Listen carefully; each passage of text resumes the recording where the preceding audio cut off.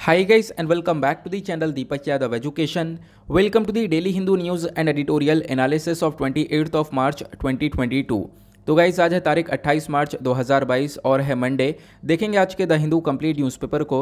The Hindu complete newspaper को analyse करेंगे, but lecture में आगे बढ़ने से पहले अगर आप लोगों को इस लेक्चर का पीडीएफ चाहिए तो क्या करना है, सबसे पहले डाउनलोड करना है टेलीग्राम और फिर जाकर सर्च बॉक्स में टाइप करना है Deepak Yadav education. As you can see guys आप लोगों को ये वाला चैनल मिल जाएगा, इस पर क्लिक करना और जाकर इस चैनल को ज्वाइन कर लेना। देखो अगर आप लोगों को इस तरीके से ये चैनल नहीं मिलता है तो नीचे डिस्क्रिप्शन बॉक्स में आप सभी लोगों को टेलीग्राम का लिंक दिया गया है, वो लिंक इसी चैनल का है। जैसे आप उस पर क्लिक करोगे ऑटोमेटिकली ये चैनल ओपन हो जाएगा, इसको जाकर ज्वाइन कर लेना।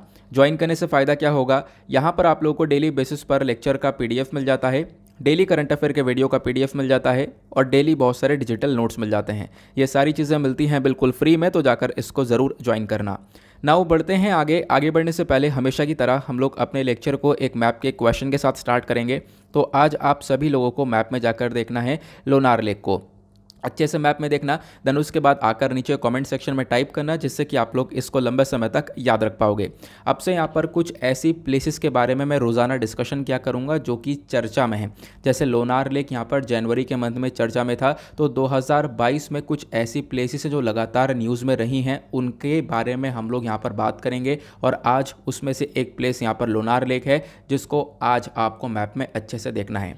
देन उसके बाद हम लोग अपने प्रीवियस ईयर क्वेश्चन को भी देखेंगे और एक क्वेश्चन जो कि 2014 में पूछा गया था, हम लोग डेली बेसिस पर यहाँ पर एक प्रीवियस ईयर क्वेश्चन को भी सॉल्व करते हैं।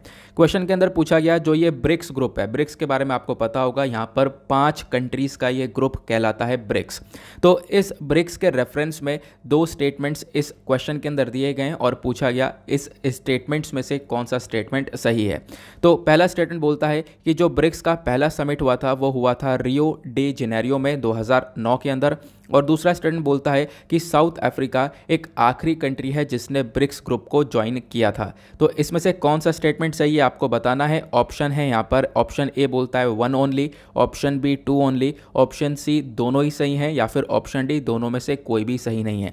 तो इसका सही आंसर आप सभी लोगों को नीचे कॉमेंट सेक्शन में देना है। एटलीस्ट सभी को इसमें पार्टिसिपेट करना है, जैसा मैं आप लोगों से डेली बेसिस पर बोलता हूँ। बाय द वे इसका जो करेक्ट आंसर मैंने आप लोगों को नीचे प्रोवाइड करवा दिया है, प्लस टेलीग्राम पर प्रोवाइड करवा दिया है, वहाँ से भी जाकर इसको चेकआउट कर सकते हो। अदरवाइज इसका आंसर अभी भी नहीं मिलता है तो कोई परेशान होने की ज़रूरत है नहीं। वीडियो के लास्ट में भी मैं आप लोगों के साथ इसके आंसर को डिस्कस करने वाला हूँ। तो चलो शुरुआत करते हैं। यह है आज का सबसे पहला आर्टिकल जो कि हमारे पेज नंबर 1 के ऊपर मेंशन्ड देखने को मिलेगा। इंपॉर्टेंट है और यहाँ पे बातचीत की गई है रशिया और इंडिया के बारे में। तो सिंपली इस आर्टिकल को हम लोग जीएस पेपर 2 इंटरनेशनल रिलेशन से रिलेट कर पाएंगे। हुआ क्या है, तो रशियन फॉरेन मिनिस्टर हैं सर्जी लैवरोव, ये इंडिया आने वाले हैं इस सप्ताह, तो उसको लेकर इस आर्टिकल में यहाँ पर डिस्कशन किया गया। अब आपको पता ही है कि हाँ रशिया यूक्रेन के बीच में कितना बड़ा वॉर चल रहा है, लगभग 1 महीना पूरा हो गया है। इस वॉर को लेकर रशिया लगातार यहाँ पर अटैक कर रहा है इस समय यूक्रेन के ऊपर। अब इसी पूरे सिचुएशन के दौरान यहाँ पर क्या हो रहा है, जो रशिया के फॉरेन मिनिस्टर हैं इनकी ऐसी पहली मीटिंग हो रही है जब यहाँ पर ये इंडिया के अंदर आ रहे हैं। अब क्वेश्चन ये है कि इंडिया के अंदर आ रहे हैं तो इसके पीछे कुछ रीजंस होंगे, ठीक है, बिल्कुल ऐसा ही है। तो काफ़ी सारा डिस्कशन यहाँ पर होने वाला है जब ये भारत आएंगे। साथ ही साथ यहाँ पर यह भी बोला गया कि देखो आज के टाइम पर आपको पता ही है कि रशिया के ऊपर कितने सारे इकोनॉमिक सैंक्शंस लगे हुए हैं, क्योंकि रशिया लगातार यूक्रेन पर अटैक कर रहा है। तो उसकी वजह से यूएस हुआ, इधर यूरोपियन यूनियन की कंट्रीज़ हो गई, इन सब ने मिलकर बहुत सारे सैंक्शन लगा दिए हैं, जिसकी वजह से रशिया की इकॉनमी पूरी तरह से हिट हो चुकी है। तो उस इकॉनमी को लेकर कैसे हम लोग रिवाइव कर सकते हैं, ये यहाँ पर रशिया का एक मात्र ऐसा गोल है आज के टाइम पर जिसके ऊपर पूरी तरह से वो फोकस कर रहा है। तो इसको लेकर भी डिस्कशन किया जाएगा भारत के साथ। तो यहाँ पर जो लैवरोव साहब हैं ये इंडिया आएंगे और इंडिया के साथ आके डिस्कशन होने वाला है ऑयल के बारे में। उसके साथ साथ यहाँ पर आप देख पाओगे ऑयल के साथ साथ जो पेमेंट मैकेनिज्म है उसके बारे में, क्योंकि आपको पता है कि रशिया के ऊपर कुछ इस प्रकार से सैंक्शन लगाए गए हैं कि यहाँ पर रशिया डॉलर्स का इस्तेमाल नहीं कर पाएगा और दुनिया भर में जो व्यापार हो रहा है वो डॉलर्स के टर्म्स में हो रहा है। अब डॉलर्स के टर्म्स में नहीं होगा तो पेमेंट किस बेसिस पर होगा, पेमेंट तरीका क्या होगा, वो डिस्कशन किया जाएगा। साथ ही साथ यहाँ पर दूसरी चीज़ आपको पता है कि अभी रशिया को स्विफ्ट से भी निकाल दिया गया है। स्विफ्ट कोड आपको पता ही है, जैसे कि अगर हम लोग किसी पर्टिकुलर कंट्री के अंदर, मान लो यहाँ पर भारत के अंदर व्यापार कर रहे हैं, मान लो यहाँ पर ये इंडिया हुआ, इंडिया के अंदर हम लोग को अगर व्यापार करना है तो, और उसके बाद यह व्यापार के साथ साथ आपको पता होगा क्या होगा, ट्रांजैक्शन होगा। आपने सामान यहाँ पर कुछ भी खरीदा बेचा, उसके बदले में पैसा भी यहाँ पर ट्रांजैक्शन किया जाएगा, ठीक है, पैसा भी यहाँ पर दिया और लिया जाएगा। अब जब कंट्री के अंदर हम लोग मनी ट्रांजैक्शन करते हैं तो कंट्री के अंदर IFSC कोड लगता है, आपको पता होगा, आपने कई बार सुना होगा बैंक के अंदर एक IFSC कोड की रिक्वायरमेंट होती है, उसके बिना आप लोग यहाँ पर अमाउंट को ट्रांसफ़र नहीं कर पाओगे। उसी प्रकार से जब हम लोग इंटरनेशनल लेवल पर अमाउंट को ट्रांसफ़र करते हैं या ट्रांजैक्शन करते हैं तो उसके लिए स्विफ्ट कोड की रिक्वायरमेंट होती है। तो अभी क्या हुआ, रशिया को इस स्विफ्ट कोड से भी बाहर निकाल दिया गया है, आपको पता होगा, सिंपल टर्म में मैंने आप लोग को इसके बारे में बता दिया। तो अभी सिचुएशन काफ़ी ख़राब है, तो इसी वजह से यहाँ पर रशिया चाहता है कि हम लोग अपनी इकॉनमी को रिवाइव कर पाएँ। और आपको पता होगा इन्हीं सब चीज़ों को देखते हुए रिसेंटली रशिया ने हम लोग को एक स्पेशल डिस्काउंट पर ऑयल देने के बारे में चर्चा करी है, और वो स्पेशल डिस्काउंट पर हम लोग रशिया से ऑयल को परचेज भी कर रहे हैं। हालांकि वेस्टर्न सैंक्शन लगे पड़े हैं रशिया के ऊपर, उसके बाद भी यहाँ पर ऑयल परचेज किया जा रहा है। तो ये सारा जो मुद्दा है ये तो डिस्कस किया ही जाएगा। उसके साथ साथ भारत के पास भी यहाँ पर एक क्लैरिटी मिल जाएगी, क्योंकि जब ये आएंगे भारत तो इनके साथ हम लोग डिस्कशन करते करते ये भी पूछ लेंगे कि भाई जो हमारा खासकर डिफेंस डील है उसका क्या होने वाला है, डिफेंस डील को लेकर क्या करेंगे, क्योंकि आपको पता होगा रशिया के साथ हमने S-400 और AK-203 असॉल्ट राइफल्स मिसाइल की डील कर रखी है।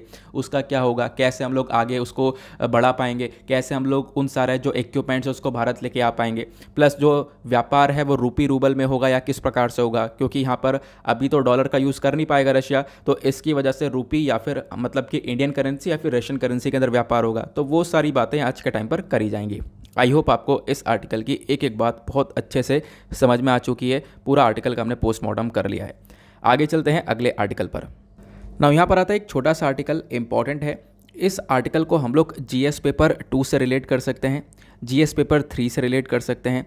GS पेपर 3 के अंदर एनवायरनमेंट का टॉपिक है, इकॉनमी का टॉपिक है। यहाँ पर हमारे कुछ जो भी इंपॉर्टेंट बोर्ड्स होते हैं, स्टैट्यूटरी बॉडीज़ होती हैं, वो सब यहाँ पर GS पेपर 2 के अंदर कवर की जाती हैं। तो यहाँ पर दोनों ही एग्जामिनेशन के दोनों के पॉइंट ऑफ व्यू से ये आर्टिकल इंपॉर्टेंट होने वाला है।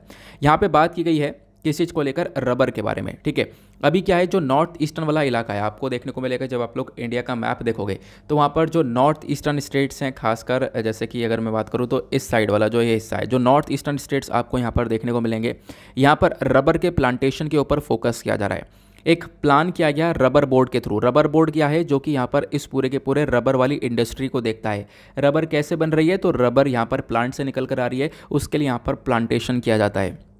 क्लियर हुआ। तो रबर बोर्ड यहाँ पर क्या कर रहा है, रबर प्लांटेशन को डेवलप कर रहा है, खासकर नॉर्थ ईस्टर्न स्टेट्स के अंदर। तो नॉर्थ ईस्टर्न स्टेट्स में रबर का प्लांटेशन बढ़ाने के लिए आने वाले 5 सालों में हम लोग पूरी तरह से फोकस करने वाले हैं। अब यहाँ पर कैसे लेकर जाएंगे प्लांट्स को, तो केरला से यहाँ पर काफ़ी सारे प्लांट्स को ले जाया जाएगा। यहाँ पर हमारे पास इन्फॉर्मेशन यह है कि कुछ स्पेशल ट्रेन्स हैं जो कि लगभग 51 लाख छोटे छोटे पौधे ले जाएंगी केरला से, लगभग नॉर्थ ईस्टर्न स्टेट्स के अंदर 7 स्टेट्स के अंदर ये जो पौधे हैं वो पहुँचाए जाएंगे। उनका प्लांटेशन होगा, प्लांटेशन होने के बाद यहाँ पर जब उनकी ग्रोथ हो जाएगी तो वहाँ से रबर का प्रोडक्शन किया जाएगा। तो ये इस आर्टिकल के अंदर बताया गया ना। रबर के ऊपर इतना जोर दिया ही है तो मैं आपको रबर से संबंधित काफ़ी सारी फैक्चुअल इन्फॉर्मेशन बताने वाला हूं जो कि डायरेक्टली आपको प्रीलिम्स में हेल्प करने वाली है। सबसे पहली चीज़ यहाँ पर अगर हम लोग बात करें नेचुरल रबर की, तो सिंपली इस आर्टिकल को आप लोग GS पेपर 1 से भी रिलेट कर सकते हो। तो 1, 2, 3 तीनों के पर्सपेक्टिव से ये इंपॉर्टेंट हो जाता है। पहली चीज़ हम लोग बात करते हैं नेचुरल रबर, रबर है क्या, इसके बारे में जान लो, क्योंकि डायरेक्टली क्रॉप्स को लेकर क्वेश्चन बन जाते हैं, हमारे एग्रीकल्चर का पार्ट है वो। तो यहाँ पे अगर हम लोग बात करें रबर की, तो रबर बनता है एक लेटेक्स से। यहाँ पर एक ट्री है, एक पेड़ है जिसका नाम है हैविया बैरेसेलेंसिस करके नाम आपको देखने को मिलेगा, जिसके माध्यम से रबर का प्रोडक्शन होता है। और आज के टाइम पर हम लोग देख पाएंगे जो रबर का प्रोडक्शन है वो बहुत कम एरियाज़ में हो रहा है, तो इसको हम लोग एक्सपैंड करने के ऊपर पूरी तरह से फोकस कर रहे हैं। और रबर का यूज़ हर जगह पर है। यहाँ पर हम लोग देख पाएंगे defence, national security, industrial development, हर जगह पर आपको रबर का यूज़ देखने को मिलेगा। नाउ अगर हम लोग बात करें रबर के जो प्लांट्स हैं उनकी ग्रोथ के लिए क्या क्या रिक्वायरमेंट होता है, देखो जो यहाँ पर ये जो प्लांट्स होते हैं ये एक इक्वेटोरियल क्रॉप होती है। रबर की जो फसल होती है वो एक इक्वेटोरियल क्रॉप होती है। अब क्वेश्चन ये है ये इक्वेटोरियल क्रॉप कौन सी होती है, मतलब देखो ये जो क्रॉप्स होती हैं ये बेसिकली यहाँ पर कहाँ पे उगाई जाती हैं, जहाँ पर टेम्परेचर थोड़ा सा ज़्यादा हो, रेनफॉल थोड़ी सी ज़्यादा हो, उसको हम लोग इक्वेटोरियल क्रॉप्स बोलते हैं। इसमें rubber, coconut, sugar cane, tea, coffee, teak, ये सारी चीज़ें यहाँ पर देखने को मिल जाती हैं।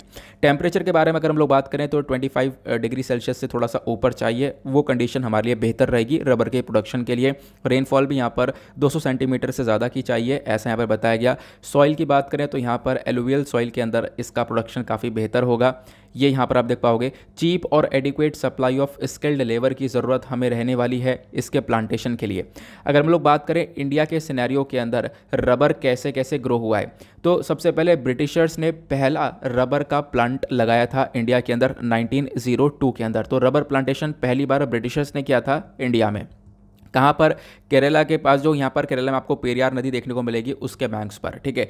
पेरियार नदी की ट्रिब्यूटरीज कौन कौन सी हैं नीचे कमेंट सेक्शन में आपको बताना है। पेरियार काफ़ी चर्चा में रहती है जब भी मुला पेरियार डैम के बारे में हम लोग डिस्कशन करते हैं, तो क्लियर हुआ।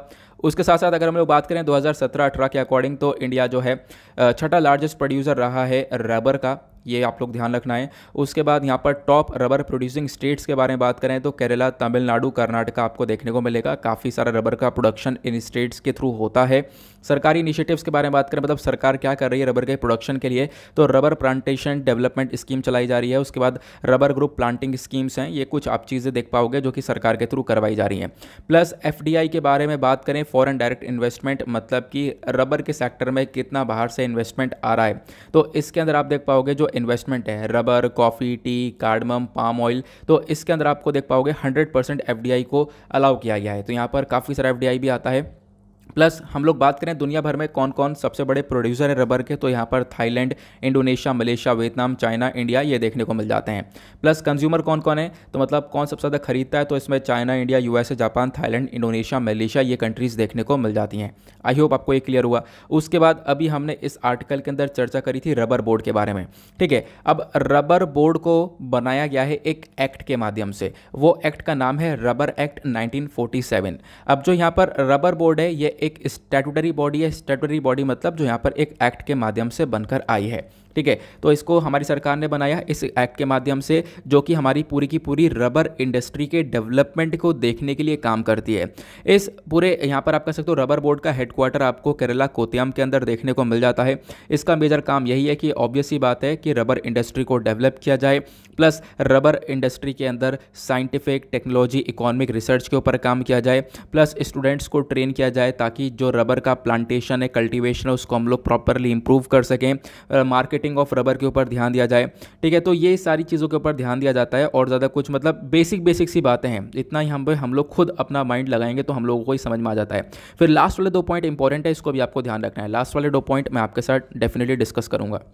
यहाँ पे क्या बोला गया, रबर बोर्ड का और क्या काम है? काम यह है कि जो हमारी केंद्र सरकार है उसको एडवाइस करना कि हाँ भाई कैसे हम लोग रबर इंडस्ट्री को डेवलप कर सकते हैं। रबर का इंपोर्ट एक्सपोर्ट को लेकर एडवाइस देने का काम करता है। प्लस हमारी केंद्र सरकार को यहाँ पर एडवाइस देता है कि भाई कोई भी अगर इंटरनेशनल कॉन्फ्रेंस हो रहा है रबर से संबंधित तो वहाँ पर पार्टिसिपेट करो, ताकि हम लोग रबर के एरिया को, रबर के प्लांटेशन को, इंडिया के अंदर जो रबर इकॉनमी है उसको हम लोग और ज़्यादा बढ़ावा दे सकें। क्लियर हुआ? आई होप आपको यहाँ पर यह आर्टिकल भी काफ़ी अच्छे से क्लियर हो चुका है। इस आर्टिकल से रिलेटेड जितनी भी फैक्चुअल इन्फॉर्मेशन बन सकती थी वो भी आपको क्लियर हो चुकी हैं। तो इस आर्टिकल का भी पोस्टमार्टम हो गया। आगे चलते हैं नेक्स्ट आर्टिकल की तरफ। तो यहाँ पर अगला आर्टिकल काफ़ी इंपॉर्टेंट होने वाला है। इंडिया और यूएई के बारे में हम लोग बातचीत करेंगे, इन दोनों के व्यापार के रिलेशंस के बारे में, साथ ही साथ कुछ इंटरनेशनल रिलेशंस के बारे में डिस्कशन करेंगे। तो सिंपली इस आर्टिकल को आप लोग जीएस पेपर 2 अगेन आईआर से रिलेट कर सकते हो। लेकिन आगे बढ़ने से पहले वीडियो पर एक लाइक का बटन है उसको दबा देना, ठीक है। तो आप लोग यहाँ पर वीडियो को लाइक करके सपोर्ट कर सकते हो। हमारा टारगेट आज का 5K प्लस लाइक्स का है, तो आई होप आप लोग यहाँ पर आज भी इस वीडियो के ऊपर इतने लाइक्स पहुँचाने वाले हो। नाउ ये जो आर्टिकल है इसके अंदर अगर हम लोग बात करें हो क्या रहा है, चर्चा क्या है? चर्चा यह है कि इंडिया और यूएई दोनों ने यहाँ पर बोला है कि जो इनके बीच के व्यापार का जो भी यहाँ पर एग्रीमेंट साइन वगैरह किया गया है, जो फ्री ट्रेड एग्रीमेंट है बेसिकली इंडिया और यूएई के बीच में, वो लगभग 1 मई से आने वाला है। तो यहाँ पर एक फ्री ट्रेड एग्रीमेंट आ जाएगा, तो इससे दोनों ही कंट्रीज़ को फ़ायदे होंगे। इनफैक्ट अभी भारत ने एक $400 बिलियन का एक्सपोर्ट अचीव किया है। हम लोग आने वाले टाइम पर इस एक्सपोर्ट को और बढ़ा पाएंगे, ऐसे ही अलग अलग कंट्रीज़ के साथ फ्री ट्रेड एग्रीमेंट करके। क्या होता है एफटीए अभी थोड़ी देर में समझेंगे, लेकिन इस आर्टिकल में कुछ और चीज़ें हैं उसको कवर करनी है। तो यहाँ पे बोला गया जो कॉम्प्रहेंसिव इकोनॉमिक पार्टनरशिप एग्रीमेंट है, आपने काफ़ी बार इसके बारे में सुना होगा। ये जो सेपा एग्रीमेंट है ये भारत और यूएई के बीच में ऑलरेडी साइन कर लिया गया था फरवरी में, जिसका मेजर मकसद है दोनों कंट्रीज़ के जो बायलैटरल व्यापार है उसको इम्प्रूव करना। और हमारा टारगेट है $100 बिलियन का व्यापार लेकर जाएं आने वाले 5 सालों में। आज के टाइम पर दोनों कंट्रीज़ के बीच में $60 बिलियन का व्यापार होता है, तो इसको $100 बिलियन का पहुँचाने का हमारा पूरी तरह से मकसद है। क्लियर हुआ। उसके साथ साथ यहाँ पर हम देख पाएंगे फ्री ट्रेड एग्रीमेंट भी यहाँ पर होगा। और सारा काम होने के बाद हम लोग एक्सपेक्ट कर रहे हैं कि डेफिनेटली भारत और यूएई दोनों के अंदर हम लोग एक एक्सपोर्ट और इंपोर्ट के अंदर एक बहुत बड़ा बदलाव देखने वाले हैं।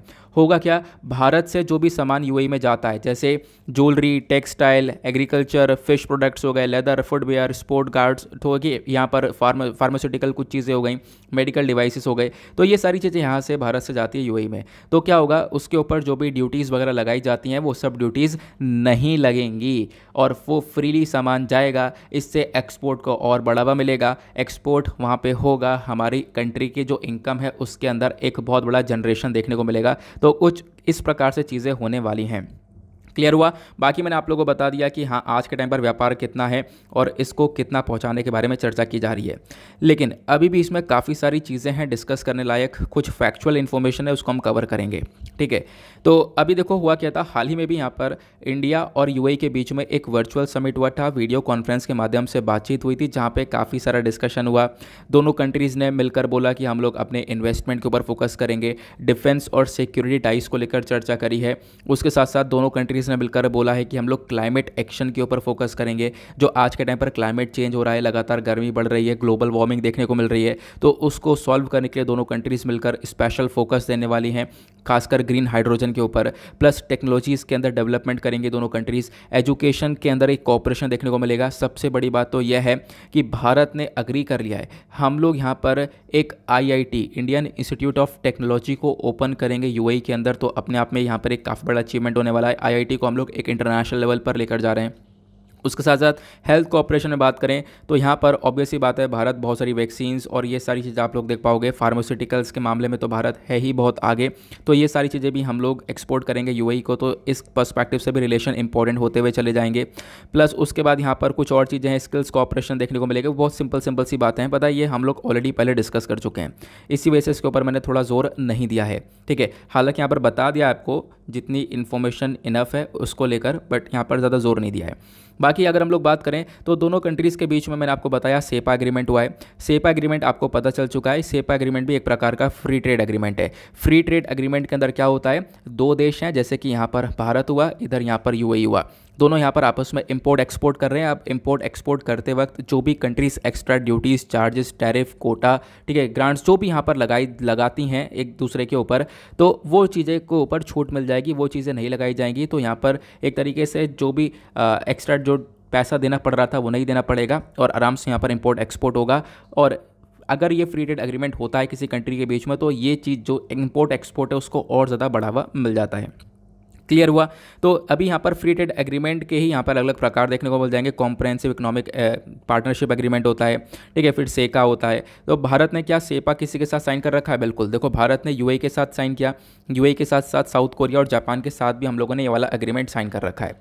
अब बात करते हैं भारत और यूएई के करंट रिलेशंस कैसे हैं, ठीक है। तो कोई सी बुक उठा लेना जहाँ पर भी आप लोग स्टैटिक पोर्शन कवर कर रहे हो इंटरनेशनल रिलेशंस को लेकर, वहाँ पर आपको यही पॉइंट्स मिलने वाले हैं। तो भारत यूएई के रिलेशंस में हम लोग स्टार्ट करते हैं बिल्कुल बेसिक से। इंडिया और यूएई दोनों की जो फ्रेंडशिप है वो बहुत ज़्यादा मजबूत है और बहुत पुरानी आपको फ्रेंडशिप देखने को मिल जाएगी। दोनों कंट्रीज़ के अंदर इकोनॉमिक टाइज भी आप देख पाओगे आज के टाइम पर तो काफ़ी अच्छे हो चुके हैं। रिलेशनशिप दोनों कंट्रीज़ के कब अच्छे होते हैं? जब यहाँ पर एच शेख जायद बिन सुल्तान अल नयन, ठीक है, ये यहाँ पर रूलर बनते हैं अबू धाबी के 1966 में। देन उसके बाद यहाँ पर क्या होता है, यूएई फेडरेशन बनता है 1971 में। उसके बाद से रिलेशन यहाँ पर डेवलप होना चालू होते हैं। 2019 की बात है, यूएई एक जायद नाम का मेडल है वो यहाँ पर देता है हमारे प्राइम मिनिस्टर को, ठीक है। तो यूएई का जो ये मेडल है, जायद मेडल, ये एक हाईएस्ट सिविलियन मेडल है जिसको हमारे प्राइम मिनिस्टर को दिया जाता है, जिसके माध्यम से अगेन जो फ्रेंडशिप है, जो दोस्ती है दोनों कंट्रीज़ के बीच में वो काफ़ी बढ़ जाती है। देन जो भारत के प्राइम मिनिस्टर हैं वो यूएई विजिट भी करते हैं अगस्त 2015 के अंदर, जिसके बाद से हमारी जो पार्टनरशिप है वो काफ़ी डिटेलिंग में आगे बढ़ती हुई नज़र आती है। अब बात करते हैं इकोनॉमिक रिलेशंस के बारे में। तो इंडिया यूएई का जो व्यापार है वो लगभग $60 बिलियन का करेंटली देखने को मिलेगा, जिसके बारे में हम चर्चा कर रहे हैं कि आने वाले टाइम पर इसको हम लोग $100 बिलियन का पहुंचाने वाले हैं। यूएई आज के टाइम पर सेकंड लार्जेस्ट एक्सपोर्ट डेस्टिनेशन है भारत के लिए। भारत बहुत सारी चीज़ें एक्सपोर्ट भी करता है और प्लस इम्पोर्ट भी करता है। ये डेटा मैं आपको 2019-20 का बता रहा हूँ। अगर मैं बताऊँ यूएई के पर्सपेक्टिव से, तो इंडिया यहाँ पर सेकेंड लार्जेस्ट ट्रेडिंग पार्टनर है साल 2019 के अंदर। यहाँ पर अगर हम लोग देखें करंट रिलेशंस के बारे में, कल्चरल रिलेशंस के बारे में बात करें, तो दोनों ही नेशंस अपने ऐतिहासिक जो संबंध है वो भी काफ़ी हद तक साझा करते हैं एक दूसरे के साथ में। प्लस यहाँ पर जो कल्चरल एग्रीमेंट है 1975 के अंदर, वो भी यहाँ पर साइन हुआ था दोनों कंट्रीज़ के बीच में। ये आप लोग को ध्यान रखना है। इसके माध्यम से क्या होता है, जो ये एम्बेसीज़ हैं वो यहाँ पर लगातार क्या करती हैं, अलग अलग कल्चरल एक्टिविटीज़ को यहाँ पर अपने कंट्रीज़ के अंदर यहाँ पर लागू करती हैं। आप लोग ये देख सकते हो। प्लस इंडियन कम्युनिटी आज के टाइम पर एक बहुत बड़ा तबका भारत का आज के टाइम पर आप देख पाओगे यूएई के अंदर, मतलब यूएई के अंदर बहुत सारे लोग हैं इंडिया के, तो ये आप लोग ध्यान में रख सकते हो। ठीक है, तो ये यहाँ पर एक छोटी सी बेसिक सी इन्फॉर्मेशन थी। और यूएई में काम कर रहे हैं, ऑब्वियस सी बात है। और फिर क्या होगा, यूएई से वो पैसा कमाकर भारत को भी भेजते हैं, जिसको हम लोग रेमिटेंस बोलते हैं। इस पर्सपेक्टिव से भी रिलेशन काफ़ी इंपॉर्टेंट हो जाते हैं। आई होप आपको एक एक बात बहुत अच्छे से क्लियर हो चुकी है। अगले आर्टिकल पर आते हैं। नाउ एक और इंटरनेशनल रिलेशन को कवर करेंगे। दूसरा आर्टिकल भी काफ़ी ज़बरदस्त है और पॉसिबिलिटी है इसके ऊपर क्वेश्चन पूछा जाए, क्योंकि म्यांमार एक ऐसी कंट्री है जो कि लगातार चर्चा में है पिछले 1 साल से।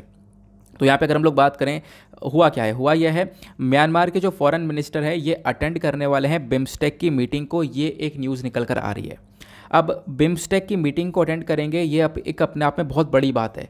बहुत बड़ी बात कैसे, मैं आप लोगों को बताऊंगा। सबसे पहले हम लोग यहाँ पर समझते हैं कि देखो, श्रीलंका के जो फॉरेन सेक्रेटरी हैं, तो यहाँ पर इन्होंने एक तरीके से इनवाइट किया है। इन्होंने यहाँ पर बोला कि बिल्कुल जो म्यांमार है वो एंगेज होना चाहिए, म्यांमार का भी एक रोल होना चाहिए बिम्स्टेक के अंदर। बिम्स्टेक है क्या, ये है bay of Bengal initiative for multi sectoral technical and economic cooperation, इसकी फुल फॉर्म है। क्लियर हुआ। तो इसके अंदर आपको काफ़ी सारी कंट्रीज़ इसका पार्ट, इसका हिस्सा देखने को मिलती हैं। अभी क्या हो रहा है कि म्यांमार को बुलाया गया है, इसके अंदर म्यांमार जो है अटेंड करेगा इसकी मीटिंग को।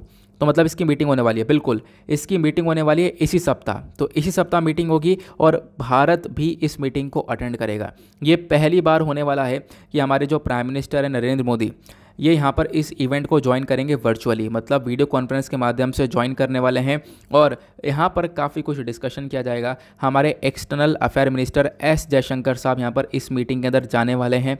तो ये एक मीटिंग होगी जहाँ पर भारत का भी एक बहुत बड़ा पार्टिसिपेशन होने वाला है, श्रीलंका भी होगा और म्यांमार को भी बुलाया गया है।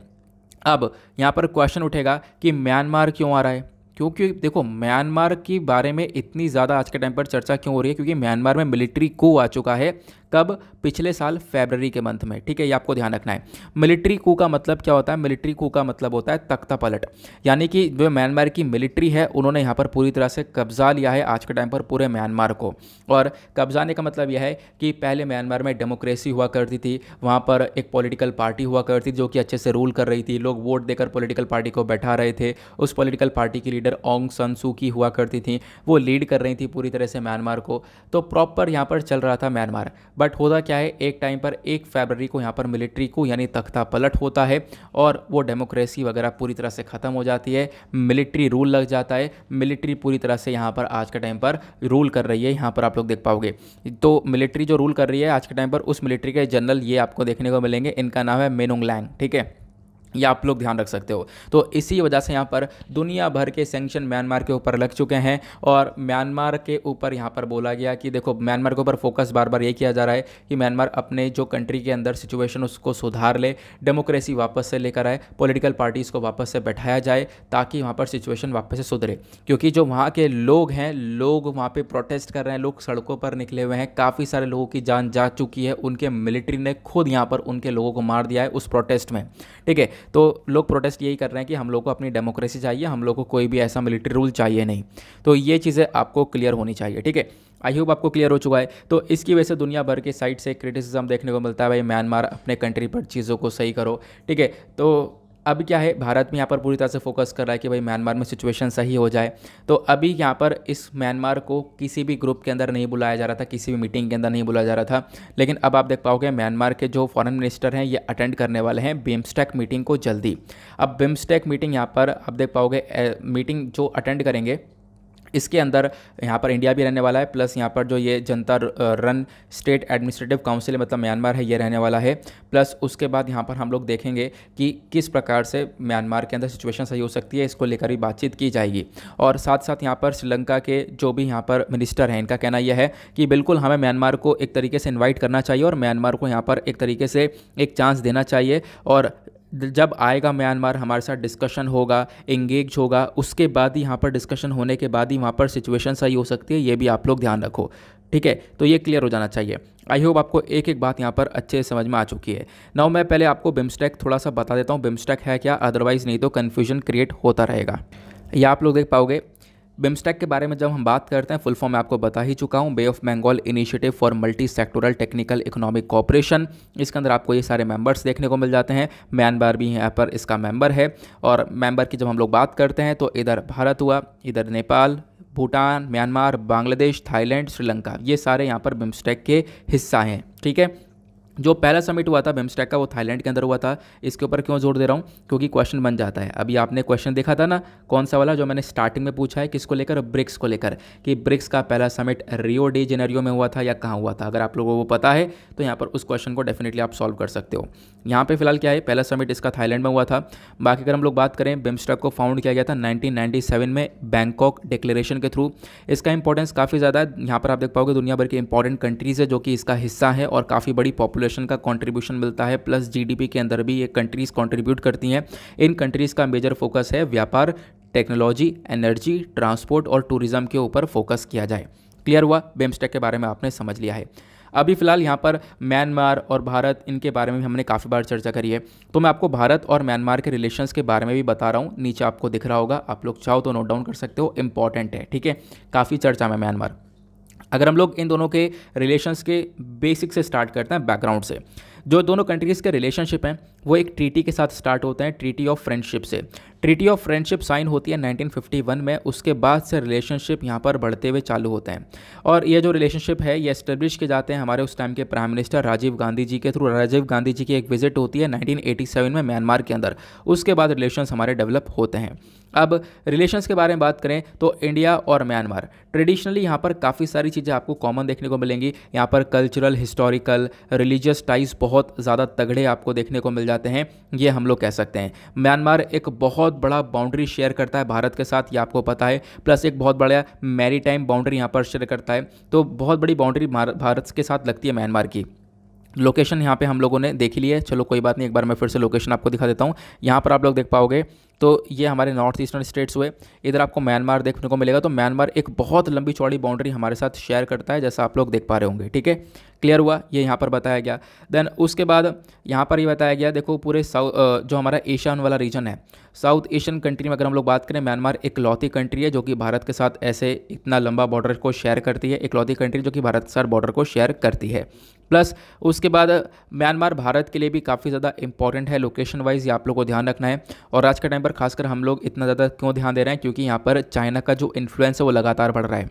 मतलब चाइना लगातार इन्वेस्टमेंट कर रहा है म्यांमार में। और आप कहोगे तो चाइना कर रहा है तो उसमें हमारे लिए क्या है, तो करना तो चाइना को, तो ऐसा नहीं है ना, हमारे बराबर में ही आकर बैठ जाएगा। जैसे श्रीलंका वाली सिचुएशन है ना, श्रीलंका के अंदर लगातार चाइनीज़ इन्वेस्टमेंट बढ़ रहा है। सिचुएशन आज इतनी ख़राब है कि जो हम्बनतोता पोर्ट है वो चाइना के अंडर में है, जो कोलंबो पोर्ट सिटी है वो यहाँ पर चाइना के अंडर में है ना, ये सब कुछ देखने को मिल रहा है। तो वैसा ही कहीं म्यांमार में ना हो जाए, और म्यांमार भारत के बिल्कुल पास में बॉर्डर को शेयर करता है, तो यहाँ पर अगर चाइना का इन्फ्लुएंस बढ़ जाएगा, चाइनीज़ आकर बैठेंगे, तो अगेन यहाँ से भी कंसर्न होना चालू हो जाएगा, बॉर्डर डिस्प्यूट्स होने चालू हो जाएंगे।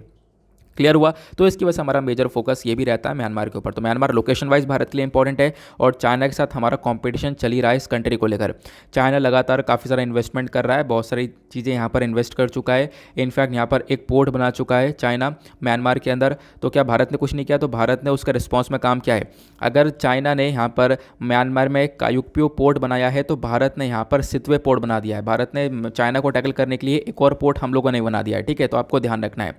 बाकी म्यांमार हमारे लिए इसलिए भी इंपॉर्टेंट बन जाता है क्योंकि आज के टाइम पर देखो जो लेफ्ट विंग एक्सट्रीमिज़म वगैरह है ये बहुत ज़्यादा यहाँ पर देखने को मिलता है। तो ये गोल्डन ट्रायंगल साइड से देखने को मिलता है। गोल्डन ट्रायंगल क्या होता है मैं आप लोगों को बताता हूँ। इस वाले पिक्चर को देखो, यहाँ पे आपको इंडिया का मैप देखने को मिलेगा। तो ये हमारा महान भारत हुआ।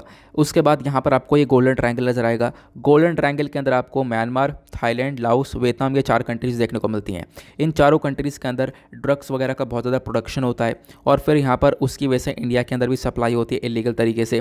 तो म्यांमार से हम रिलेशन डेवलप करेंगे ताकि इन चीज़ों के ऊपर कंट्रोल किया जा सके, क्योंकि जो भी यहाँ पर ड्रग्स वगैरह की सप्लाई होगी वो म्यांमार के माध्यम से होगी। तो म्यांमार के साथ हम लोग यहाँ पर ये काम कर सकते हैं कि इन चीज़ों को रोक सकते हैं। प्लस आतंकवाद को रोकने में यहाँ पर म्यांमार हमारी काफ़ी हेल्प करेगा, तो इसलिए म्यांमार इंपॉर्टेंट है। प्लस इकोनॉमिक कोऑपरेशन के बारे में बात करें तो बहुत सारी भारत की कंपनीज़ हैं जिन्होंने म्यांमार में काफ़ी सारा इन्वेस्टमेंट कर रखा है, ठीक है, जैसे एसआर, गेल, ओएनजीसी। तो बहुत सारी कंपनीज़ ने यहाँ पर म्यांमार में इन्वेस्ट कर रखा है। आप लोगों को इसके बारे में भी ध्यान रखना है। क्लियर हुआ? तो इंडिया म्यांमार के रिलेशन भी आज हमने ख़त्म कर लिए। आगे चलते हैं। उसके बाद एक आर्टिकल आता है यहाँ पर, ये वाला। इस आर्टिकल को आप लोग जीएस पेपर 3 स्पेस सेक्टर से रिलेट कर सकते हो, वहाँ पर हमारा टॉपिक है पूरा का पूरा। फिलहाल यहाँ पे छोटी सी इन्फॉर्मेशन है, ज़्यादा कुछ डिटेलिंग यहाँ पर है नहीं, ज़्यादा कुछ काम की इन्फॉर्मेशन नहीं है, बट है क्या हम लोग इसको समझते हैं। इंडिया का जो स्पेस इकॉनमी है वो यहाँ पर किसकी वैल्यू क्या है उसके बारे में बताया गया। इंडिया की स्पेस इकॉनमी की जो वैल्यू है वो लगभग 36,794 करोड़ के आसपास है, ऐसा यहाँ पर इसके अंदर बताया गया। ये कैसे पता चला? तो 2 इम्पॉर्टेंट रिसर्च और एजुकेशनल इंस्टीट्यूट ने कोलैबोरेशन किया। कोलैबोरेशन करने के बाद यहाँ पर इन्होंने इंडियन स्पेस इकॉनमी के बारे में ये इन्फॉर्मेशन दी है। ये कोलैबोरेशन हुआ है किस किस के थ्रू? तो एक तरफ था सेंटर फॉर डेवलपमेंट स्टडीज़ और दूसरी तरफ आपको Indian institute of space science IIST देखने को मिलेगा। तो इन दोनों ने मिलकर यहाँ पर कोलैबोरेशन करने के बाद बताया कि भारत के जो स्पेस इकॉनमी है, स्पेस सेक्टर है पूरा का पूरा, उसकी इकॉनमी की वैल्यू 36,794 करोड़ रुपीस देखने को मिल जाती है। ठीक है, ये जो डेटा है ये साल 2020-21 का है, ध्यान रखना। तो जीडीपी के टर्म्स में बात करें तो लगभग हमारे जीडीपी का 0.26% यहाँ पर आप देख पाओगे इंडियन स्पेस इकॉनमी यहाँ पर कंट्रीब्यूट करती है। तो हालांकि यहाँ पर ये बताया गया कि ये चीज़ें गिरावट इसके अंदर देखने को मिली है। मतलब साल 2011-12 के अंदर बात करें, साल 2020-21 के अंदर हम लोग अगर देखें, साल 2011-12 के अंदर 0.26% हमारा, मतलब जैसा जीडीपी होता है ना, जीडीपी का 0.26% था कब? साल 2011-12 में। और आज के टाइम पर ये कम हो चुका है, ये हो चुका है 0.19%। तो मतलब इंडियन स्पेस इकॉनमी के अंदर बात करें, जो फंडिंग वगैरह आप देख पाओगे वो काफ़ी हद तक डाउन देखने को मिलेगी। इकॉनमी की जो वैल्यू है वो थोड़ी सी कम हो चुकी है, ऐसा बताया गया। उसके साथ साथ यहाँ पर ये बताया गया, अगर हम लोग देखें 2020-21 के अंदर, तो इसकी जो वैल्यू है वो 27,061 करोड़ है। ठीक है, अगर हम लोग बात करें इसके अंदर एक अलग अलग की इसकी इतनी वैल्यू क्या है, इस पर्सपेक्टिव की इतनी वैल्यू क्या है, तो अलग अलग चीज़ों की बताई गई है। तो ये चीज़ें आपको ध्यान नहीं रखनी है, ये बहुत ज़्यादा मतलब इसके अंदर इतनी इतनी वैल्यू क्या है, अलग अलग वैल्यूज़ बताई गई हैं। ये डेटा यहाँ पर हमारे लिए इंपॉर्टेंट नहीं है। बस ये जो ओवरऑल डेटा है इंडिया की स्पेस इकॉनमी की वैल्यू का, वो एक ओवरऑल डेटा आप लोग बस खाली ध्यान रख सकते हो, अदरवाइज उसको भी ज़्यादा डिटेलिंग में देखने की आवश्यकता है नहीं। तो जैसे मैंने आपको बताया कि भारत के अंदर जो इंडियन इकॉनमी है इसकी जो वैल्यू है ये पहले के कंपैरिजन में स्लिप हुई है नीचे। मतलब जीडीपी का पहले कंट्रीब्यूशन 22% के आसपास हुआ करता था, तो आज के टाइम पर 0 पॉइंट कुछ के आसपास हो रहा है, ऐसा आपको देखने को मिलेगा। प्लस जीडीपी तो स्लिप हो चुकी है नीचे, लेकिन उसके साथ साथ ये बताया गया भारत जो भी पैसा खर्च कर रहा है इकॉनमी के ऊपर, खासकर स्पेस इकॉनमी के ऊपर, तो ये हम लोग आज के टाइम पर चाइना, जर्मनी, इटली, जापान से ज़्यादा कर रहे हैं, लेकिन यूएस, रशिया से कम कर रहे हैं। यूएस, रशिया बहुत ज़्यादा पैसा यहाँ पर खर्च कर रहा है अपने स्पेस सेक्टर के अंदर।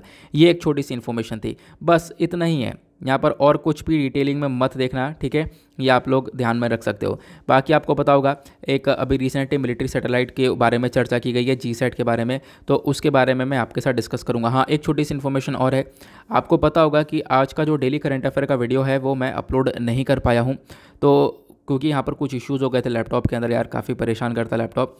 तो उसके बाद यहाँ पर मैंने मतलब पीपीटीज वगैरह थोड़ी बहुत प्रिपेयर करी थी, उसके बाद यहाँ पर ये काम करना बंद कर दिया।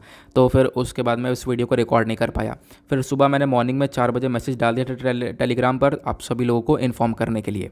बाकी यहाँ पर कोई भी जो अगला वीडियो होगा, जैसे कल मैं आपके लिए डेली करंट अफेयर का वीडियो अपलोड करूँगा, तो वहाँ पर आपके जो पिछले आर्टिकल्स होंगे, पेंडिंग आर्टिकल्स होंगे, वो कवर करवा दिए जाते हैं। तो उसके लिए कोई परेशान होने की ज़रूरत है नहीं आप लोगों को, क्योंकि आप लोगों का कोई भी आर्टिकल मैं यहाँ पर छोड़ता हूँ नहीं। आगे चलते हैं अगले आर्टिकल पर। नाउ आते हैं पेज नंबर 13 के ऊपर, दैट इज़ वर्ल्ड सेक्शन। देखेंगे दुनियादारी में क्या चल रहा है। दुनियादारी में एक डिस्प्यूट तो सबसे ज़्यादा चर्चा में रशिया यूक्रेन, वो तो आपको देखने को मिलेगा ही मिलेगा रोज़। लेकिन उसके अलावा यहाँ पर एक आर्टिकल है छोटा सा जो कि एग्जामिनेशन के पॉइंट ऑफ व्यू से इंपॉर्टेंट है। तो यहाँ पर यूरोपियन यूनियन के एनवॉय हैं, तो ये बेसिकली यहाँ पर पूरी तरह से फोकस कर रहे हैं कि भाई ईरान न्यूक्लियर डील हो जाए। आपको पता होगा ईरान न्यूक्लियर डील के बारे में मैंने आपको काफ़ी बार पढ़ा रखा है, आज से कई दिन पहले मैंने आपको पढ़ाया था, कोई बात नहीं, एक बार मैं आपको फिर से आज ओवरव्यू दे दूंगा। फिलहाल यहाँ पर क्या हुआ, जो यूरोपियन यूनियन के कोऑर्डिनेटर हैं तो ये बेसिकली यहाँ पर बातचीत करने वाले हैं। ये 2015 की जो न्यूक्लियर डील थी ईरान और बाकी सारे P5+1 कंट्रीज़ के बीच में, ये डील बीच में यहाँ पर बेकार हो गई थी, आपको पता होगा। तो फोकस ये किया जा रहा है ये डील वापस से हो जाए और ईरान जो है इसके ऊपर से सैंक्शन हटा दिए जाएँ और ईरान जो है वापस से अपनी इकॉनमी को जनरेट कर पाए। तो ये मेजर फोकस रखा जा रहा है। तो ईरान लगातार एंगेज है, ईरान भी यहाँ पर बातचीत कर रहा है इन कंट्रीज़ के साथ। आपको पता होगा वीना के अंदर बातचीत चल रही है कि भाई ईरान न्यूक्लियर डील हो जाए, ईरान न्यूक्लियर डील हो जाए, लेकिन प्रॉपरली इसके बारे में सारी चीज़ें निकल कर आ नहीं रही हैं। प्रॉपरली डील यहाँ पर एक तरीके से एक कोऑर्डिनेशन यहाँ पर देखने को मिल नहीं पा रहा है, यह आप लोग को ध्यान रखना है। फिलहाल तो अभी मेजर फोकस ये है कि हम लोग ईरान के साथ एक डील को कर पाएँ, उसी को लेकर ये इन्फॉर्मेशन दी गई है बार बार। फिर उसके बाद पूरी डील के बारे में समझा दिया कि 2018 में क्या हुआ, 2015 में क्या हुआ, ठीक है, कैसे कैसे ये डील चली, कैसे यहाँ पर ये डील के बारे में मतलब फेल कैसे मारी, तो उसके बारे में यहाँ पर इन्फॉर्मेशन दी गई है। तो कोई बात नहीं, मैं आप लोग को एक छोटा सा ओवरव्यू डेफिनेटली देने वाला हूँ। यहाँ पर आप लोग स्क्रीन पर देख पाओगे ईरान न्यूक्लियर डील के बारे में। तो ईरान न्यूक्लियर डील को हम लोग JCPOA के नाम से भी जानते हैं, प्लस न्यूक्लियर डील के नाम से भी जानते हैं, प्लस P5+1 एग्रीमेंट के नाम से भी जानते हैं, ठीक है। तो ये यहाँ पर 3 नाम है इसके। तो JCPOA का मतलब है joint comprehensive plan of action, जैसा आप लोग देख पा रहे हो। बाकी P5+1 की जब हम बात करते हैं तो यानी कि P5+1 मतलब परमानेंट 5 कंट्रीज़ प्लस 1 मतलब ये 6 कंट्रीज़ हो गई। तो 6 कंट्रीज़ और ईरान के बीच में डील होती है। तो P5 के अंदर परमानेंट 5 कंट्रीज़ कौन कौन सी हैं, वो है चाइना, फ्रांस, रशिया, UK और US। +1 के अंदर जर्मनी आ जाता है। तो इन 6 कंट्रीज़ के साथ ईरान डील करता है। आखिरकार ईरान डील क्या करता है, ईरान डील ये करता है कि देखो एक टाइम पर क्या होता है, 2015 के अंदर ये डील होती है। इस डील को 2015 में किया जाता है।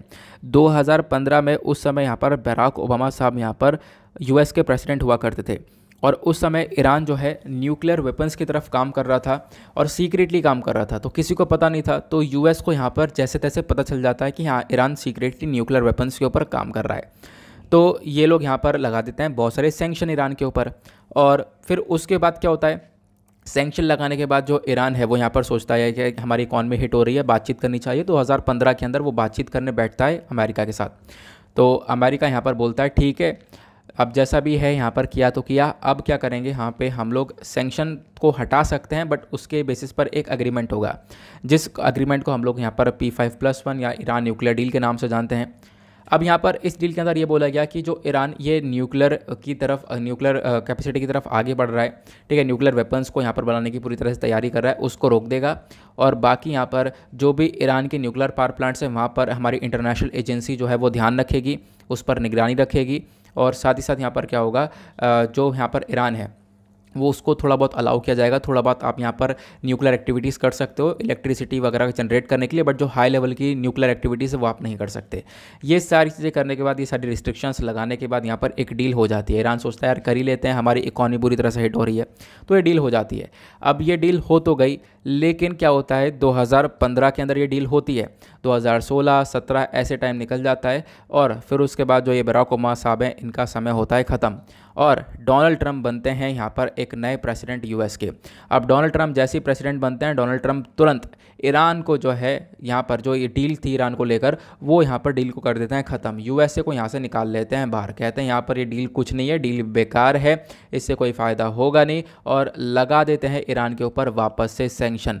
तो वापस से 2018 में सैंक्शन लगे, जिससे ईरान बुरी तरह से सफ़र कर रहा है और भारत को भी यहाँ पर काफ़ी लॉस हुआ है, क्योंकि ईरान के ऊपर ऐसे सैंक्शन लगाए गए कि कोई भी ईरान से व्यापार नहीं कर पा रहा है। और भारत भी यहाँ पर एक बहुत बड़ा अमाउंट जो तेल का होता है, कच्चा तेल का, वो हम ईरान से परचेज़ किया करते थे, लेकिन इस सैंक्शन की वजह से हम लोगों ने तेल परचेज़ करना ज़ीरो कर दिया ईरान के साथ, ठीक है, ये आप लोग देख पाओगे। प्लस ईरान के अंदर हम लोग चाबार पोर्ट को डेवलप कर रहे थे, उसको लेकर प्रॉपर काम नहीं चल पा रहा है, तो ये भारत को भी काफ़ी नुकसान हुआ है। तो ये यहाँ पर हुआ 2018 के अंदर ये सब कुछ।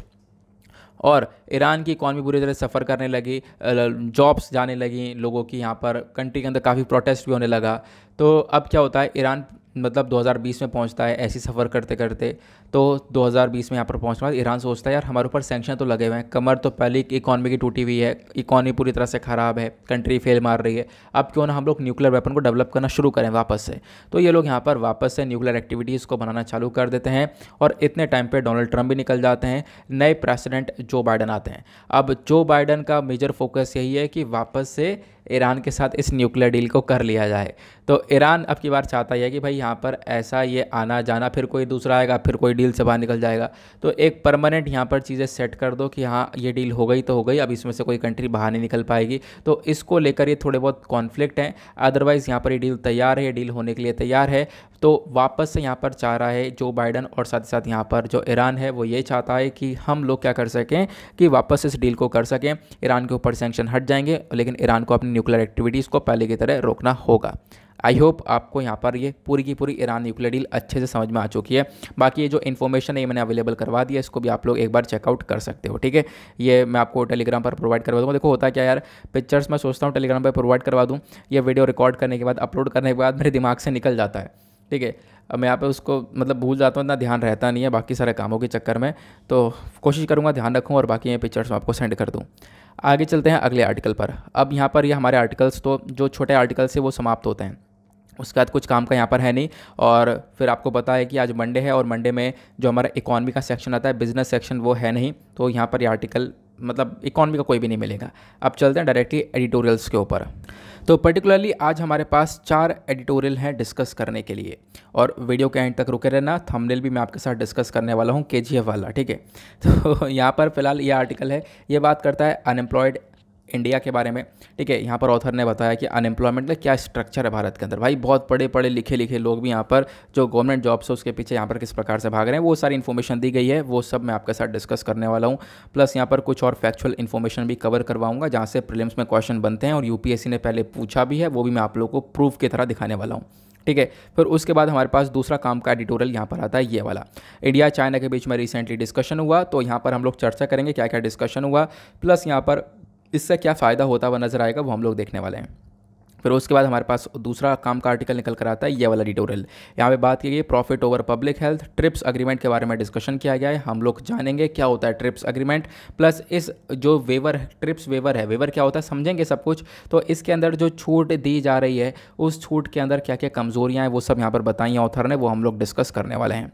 उसके बाद हमारे पास नेक्स्ट एडिटोरियल आता है टेक्स्ट और कॉन्टेक्स्ट वाला, वो ये है। यहाँ पर आप इसकी लेंथ देख ही पा रहे होंगे, काफ़ी लंबा चौड़ा आर्टिकल है। इसको डिस्कस करने वाले हैं हम लोग किस चीज़ को लेकर, यूएस, यूरोपियन यूनियन और रशिया को लेकर डिस्कशन करेंगे। इनके बीच में जो ये नेचुरल गैस है, लिक्विफाइड नेचुरल गैस है, इसके बारे में काफ़ी चर्चा की गई है, तो यहाँ पर इसको लेकर हम लोग चर्चा करने वाले हैं। चलो यहीं से स्टार्ट करते हैं, काफ़ी लंबी आर्टिकल है तो काफ़ी अच्छे से समझना पड़ेगा हम लोगों को।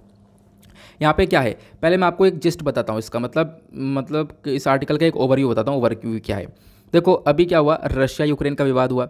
रशिया यूक्रेन के वॉर के चक्कर में रशिया के ऊपर काफ़ी सारे इकोनॉमिक सैंक्शंस लगे। अब रशिया के ऊपर फोकस किया जा रहा है कि रशिया से कोई व्यापार ना करे, ऐसा यहाँ पर सारी कंट्रीज़ चाह रही हैं, ठीक है, खासकर जो वेस्टर्न कंट्रीज़ हैं प्लस यूरोपियन यूनियन है। और इसके बेसिस पर यहाँ पर एक चीज़ ये भी निकल कर आती है कि जो आज के टाइम पर यूरोपियन यूनियन है जिसके अंदर आपको 27 कंट्रीज़ देखने को मिलती हैं, ये कंट्री बहुत बुरी तरह से डिपेंडेंट हैं रशिया के ऊपर। रशिया के ऊपर डिपेंडेंट है किस चीज़ को लेकर, नेचुरल गैस को लेकर। तो रशिया बहुत सारी नेचुरल गैस इन कंट्रीज़ को देता है, स्पेशली जर्मनी को देता है, ठीक है, बहुत सारी गैस यहाँ पर आती है। अब क्या है, यहाँ पर एकदम से तो बंद नहीं कर सकते, अगर एकदम से कट डाउन कर दिया तो यूरोपियन यूनियन के अंदर गैस को लेकर एक क्राइसिस क्रिएट हो जाएगा। तो अब क्या हुआ, रशिया के ऊपर जैसे यहाँ पर सैंक्शन लग रहे हैं, उसके बाद इन कंट्रीज़ ने भी अब यहाँ पर यह व्यापार करना बंद कर दिया है, इसको कम कर दिया है। और अब इसको कम करने के पीछे यूएस का एक बहुत बड़ा सपोर्ट मिला है यूरोपियन यूनियन को। अब यहाँ पर आप देख पाओगे जो यूएस है इसने बोला कि हम लोग आपको लिक्विफाइड नेचुरल गैस प्रोवाइड करवाएंगे, 50 BCM तक हम लोग प्रोवाइड करवाएंगे। BCM का मतलब होता है बिलियन क्यूबिक मीटर। तो इतनी गैस हम लोग आपको देंगे, यूरोपियन यूनियन को देने के बारे में चर्चा कर रहे हैं। 50 billion cubic metre gas provide करवाई जाएगी 2030 तक यूरोपियन यूनियन को। अब ऐसा क्यों किया जा रहा है, ऐसा इसलिए क्या किया जा रहा है ताकि जो यूरोपियन यूनियन आज के टाइम पर रशिया के ऊपर बैडली डिपेंडेंट है, वो डिपेंडेंसी को कम किया जाए, वो डिपेंडेंसी को रिड्यूस किया जाए। ये इसका मेजर फोकस है। क्लियर हुआ। बाकी यहाँ पर कितना डिपेंडेंट है वो मैंने आपको बताया कि अगर हम लोग बात करें पर्टिकुलरली यूरोप की, तो यूरोप आज के टाइम पर रशिया से लगभग 40% नेचुरल गैस की रिक्वायरमेंट को फुलफिल करता है। तो आप खुद इमेजिन कर सकते हो कि हाँ, कितनी सारी जो गैस है वो यहाँ पर यूरोपियन यूनियन परचेज करता है रशिया से। स्पेशली जर्मनी की बात करें या ईस्टर्न यूरोप के बारे में बात करें तो ये 80% तक यहाँ पर डिपेंडेंट है रशिया के ऊपर, ऐसा हम लोग देख पाते हैं। क्लियर हुआ। तो ये यहाँ पर इसका ओवरव्यू हुआ। अब यहाँ पर एक एक करके लाइन टू लाइन चलते हैं और देखते हैं यहाँ पर। तो यूएस के प्रेसिडेंट जो बाइडन ने यहाँ पर एक डील कर दी है यूरोपियन यूनियन के साथ में। उन्होंने बोला कि चलो भाई ठीक है, यूरोपियन यूनियन भी आप भी ट्रेड कट करो रशिया से, और यूरोपियन यूनियन को हम लोग यानी कि आपके अंदर क्राइसिस नहीं आने देंगे। जो लिक्विफाइड नेचुरल गैस है उसकी सप्लाई हम लोग आपके पास करने वाले हैं। ठीक है, तो यहाँ पर इस डील को देखते हुए यूरोपियन कंट्रीज़ जो हैं वो भी यहाँ पर रेडी हैं, या आप लोग देख पाओगे। ठीक है, क्योंकि रशिया यूक्रेन के वॉर ने यहाँ पर उनको मजबूर कर दिया है, ऐसा यहाँ पर आपको देखने को मिलेगा। तो इस यूएस और यूरोपियन यूनियन की इस नेचुरल गैस की डील को लेकर अगर हम लोग बात करें तो यूएस ने बोला है कि हम लोग 15 बिलियन क्यूबिक मीटर जो नेचुरल गैस है वो यूरोपियन यूनियन को इस साल सप्लाई करने वाले हैं, फिर उसके बाद कुछ और सप्लाई करेंगे, और 2030 तक 50 BCM तक हम लोग ये गैस सप्लाई करेंगे। किसको? यूरोपियन यूनियन को। ऐसे यहाँ पर यूएस ने बोल दिया। इससे क्या होगा कि यूरोप आज के टाइम पर जो डिपेंडेंट है रशिया के एनर्जी एक्सपोर्ट के ऊपर वो काफ़ी कम हो जाएगा। ठीक है, ये यहाँ पे हम लोग देख पाएंगे, क्योंकि देखो ऐसा नहीं है पूरा बंद कर देगा यूरोपियन यूनियन परचेज करना। अगर पूरा बंद कर देगा तो इससे हालत काफ़ी बुरी हो जाएगी, क्योंकि जितना यूएस यहाँ पर इन यूरोपियन यूनियन कंट्रीज़ को दे रहा है, तो यूरोपियन यूनियन की कंट्रीज़ की जो रिक्वायरमेंट है उससे कई गुना ज़्यादा है, जो कि रशिया ही फुलफिल कर सकता है। क्लियर हुआ। तो ये यहाँ पर मेंशन किया गया। देन उसके बाद यहाँ पे आप लोग देख पाओगे बोला गया यूरोप जो है आज के टाइम पर रिलाई करता है रशिया एक्सपोर्ट्स के ऊपर। मतलब रशियन जो एक्सपोर्ट है गैस का, नेचुरल गैस का, उसका जितना भी यहाँ पर आप देख पाओगे एक्सपोर्ट कर रहा है यूरोप को, यूरोप को जितनी भी ज़रूरत है उसकी 40% की ज़रूरत यहाँ पर रशिया पूरी कर रहा है। साथ ही साथ स्पेशली जर्मनी और यूरोप के, जैसे मैंने आपको बताया कि इनकी 80% तक की जो यहाँ पर रिक्वायरमेंट है वो यहाँ पर रशिया पूरी कर रहा है। 2006-2009 में अगर हम लोग बात करें, रशिया ने यहाँ पर काफ़ी तेज़ी से जो प्राइस है गैस के वो इंक्रीज़ कर दिए थे यूक्रेन में, ताकि कंट्रीज़ को यहाँ पर यूक्रेन को पनिश किया जा सके, क्योंकि यूक्रेन वेस्टर्न कंट्रीज़ के सपोर्ट में देखने को मिलती थी। ठीक है, क्योंकि यूक्रेन का मेजर मकसद क्या है? यूक्रेन का मकसद यहाँ पर शुरू से ये था कि हम लोग नाटो को ज्वाइन कर लें, और रशिया बस खाली यही नहीं चाहता कि यूक्रेन नाटो को ज्वाइन करे। यूक्रेन अगर नाटो को ज्वाइन करने से मना कर दे तो यहाँ पर ये वॉर भी बंद हो जाए। तो ऐसा यहाँ पर आपको देखने को मिलेगा। तो ये मैंने एक छोटा सा अलग से पॉइंट बता दिया है ताकि आप लोग चीज़ों को कनेक्ट कर पाओ। बाकी बताया गया जो नॉर्ड स्ट्रीम 2 वाली पाइपलाइन आपको देखने को मिलती है, इस पाइपलाइन के माध्यम से बहुत सारा गैस यहाँ पर रशिया देता है जर्मनी को। नॉर्ड स्ट्रीम 2 पाइपलाइन गैस कौन सी है? चलो मैं आप लोग को एक बार मैप में दिखा देता हूँ, क्योंकि इंपॉर्टेंट है। फिर देखो यहाँ पर इस प्रकार से समुद्र के अंदर से ये पाइपलाइन गया हुआ है। अगर हम लोग इस पाइपलाइन को देखें तो इधर आपको यूरोपियन यूनियन का जर्मनी देखने को मिलेगा, इधर रशिया देखने को मिलेगा, बीच में बाल्टिक सी आपको देखने को मिल जाता है।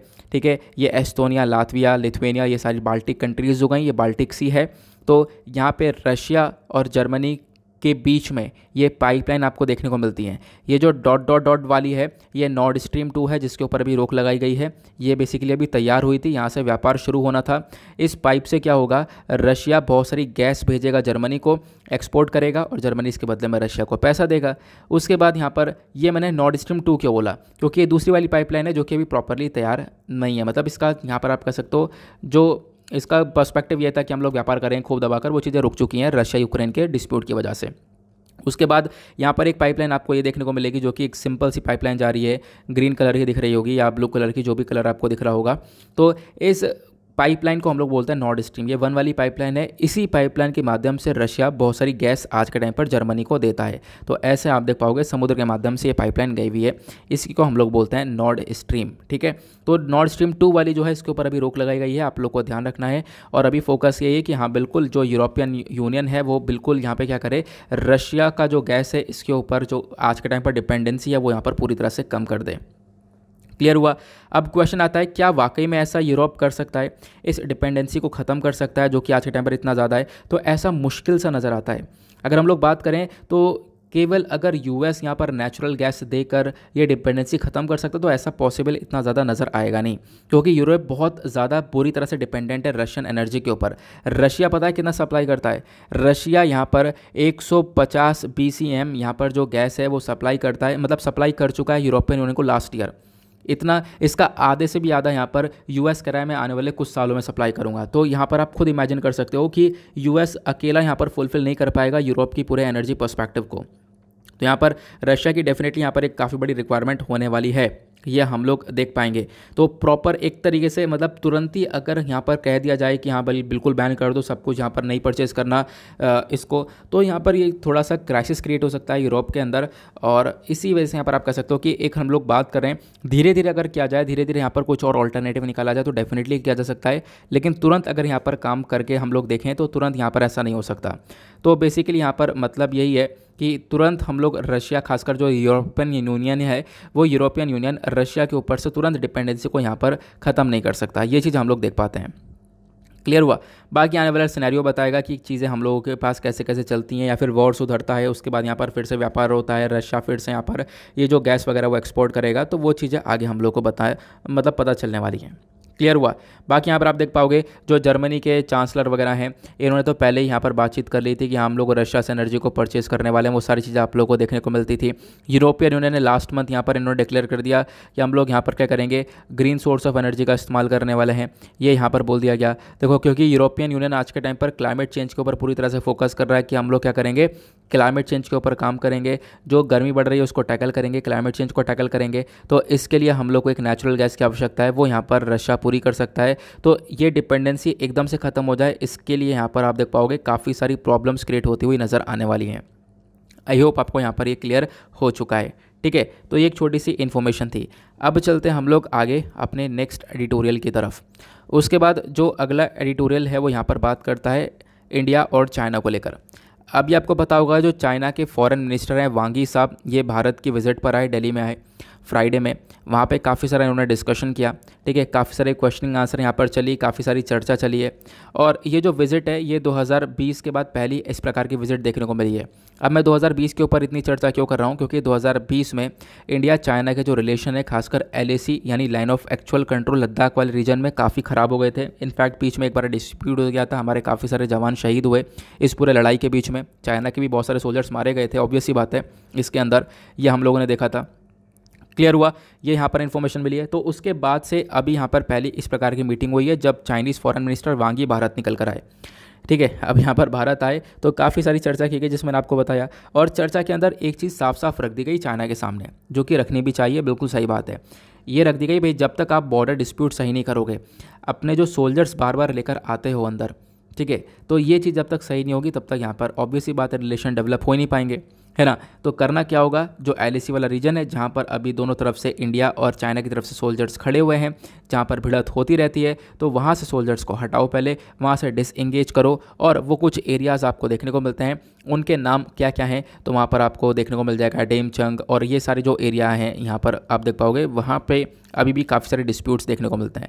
खासकर मैं आपको थोड़ा सा ड्रॉ करके अगर मैं बताऊँ तो जैसे कि सिंपल सी बात है यार, यहाँ पर अगर आप देखो तो जैसे कि हम लोग यहाँ पर देखें तो LAC वाला थोड़ा सा रीजन आपको यहाँ पर देखने को मिल जाएगा। ठीक है, लाइन ऑफ एक्चुअल कंट्रोल, यहीं पर डिस्प्यूट देखने को मिलते हैं। यहाँ पे बहुत सारे रीजन्स आपको देखने को मिल जाते हैं, बहुत सारे पेट्रोलिंग पॉइंट 15 आपको देखने को मिल जाएगा। ठीक है, डैम चौक वाला एरिया देखने को मिल जाएगा, गोगरा, हॉट स्प्रिंग, ये कुछ यहाँ पर एरियाज़ हैं जहाँ पर विवाद रहता है। तो उस विवाद को अभी रिजॉल्व करने के लिए क्या करना पड़ेगा, अपने सोल्जर्स को पीछे पीछे हटाना पड़ेगा। सोल्जर्स पीछे पीछे हटेंगे, उसके बाद रिलेशंस डेवलप होते हुए नज़र आएंगे। क्लियर हुआ?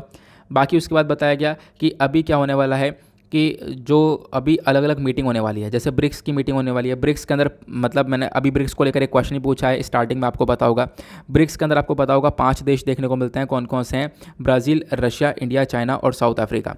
इनकी समिट होने वाली है। प्लस यहाँ पर होप ये किया जा रहा है कि जो हमारे प्राइम मिनिस्टर नरेंद्र मोदी जी वो अटेंड करेंगे इस समिट को। साथ ही साथ यहाँ पर इंडिया का अब की बार टर्न है कि मतलब अगले साल हमारा टर्न ये होगा कि जो शंघाई कोऑपरेशन ऑर्गेनाइजेशन है, G20 समिट है, इन सबको हम लोग होस्ट करने वाले हैं। तो यहाँ पर आप कह सकते हो पूरी तरह से जो चाइना है वो भी यहाँ पर एक इन्वाइटेड रहने वाला है। तो पॉसिबिलिटी है कि हम लोग आने वाले टाइम पर अपने रिलेशन को थोड़ा सा डेवलप कर पाएँ, क्योंकि अभी भारत और चाइना की काफ़ी बार मुलाकात होने वाली है आने वाले टाइम पर, ये आपको ध्यान रखना है। ठीक है, ये यहाँ पे बताया गया। तो आने वाले टाइम पर काफ़ी मुलाकात होगी, तो पॉसिबिलिटी रिलेशंस को हम लोग डेवलप कर पाएँ।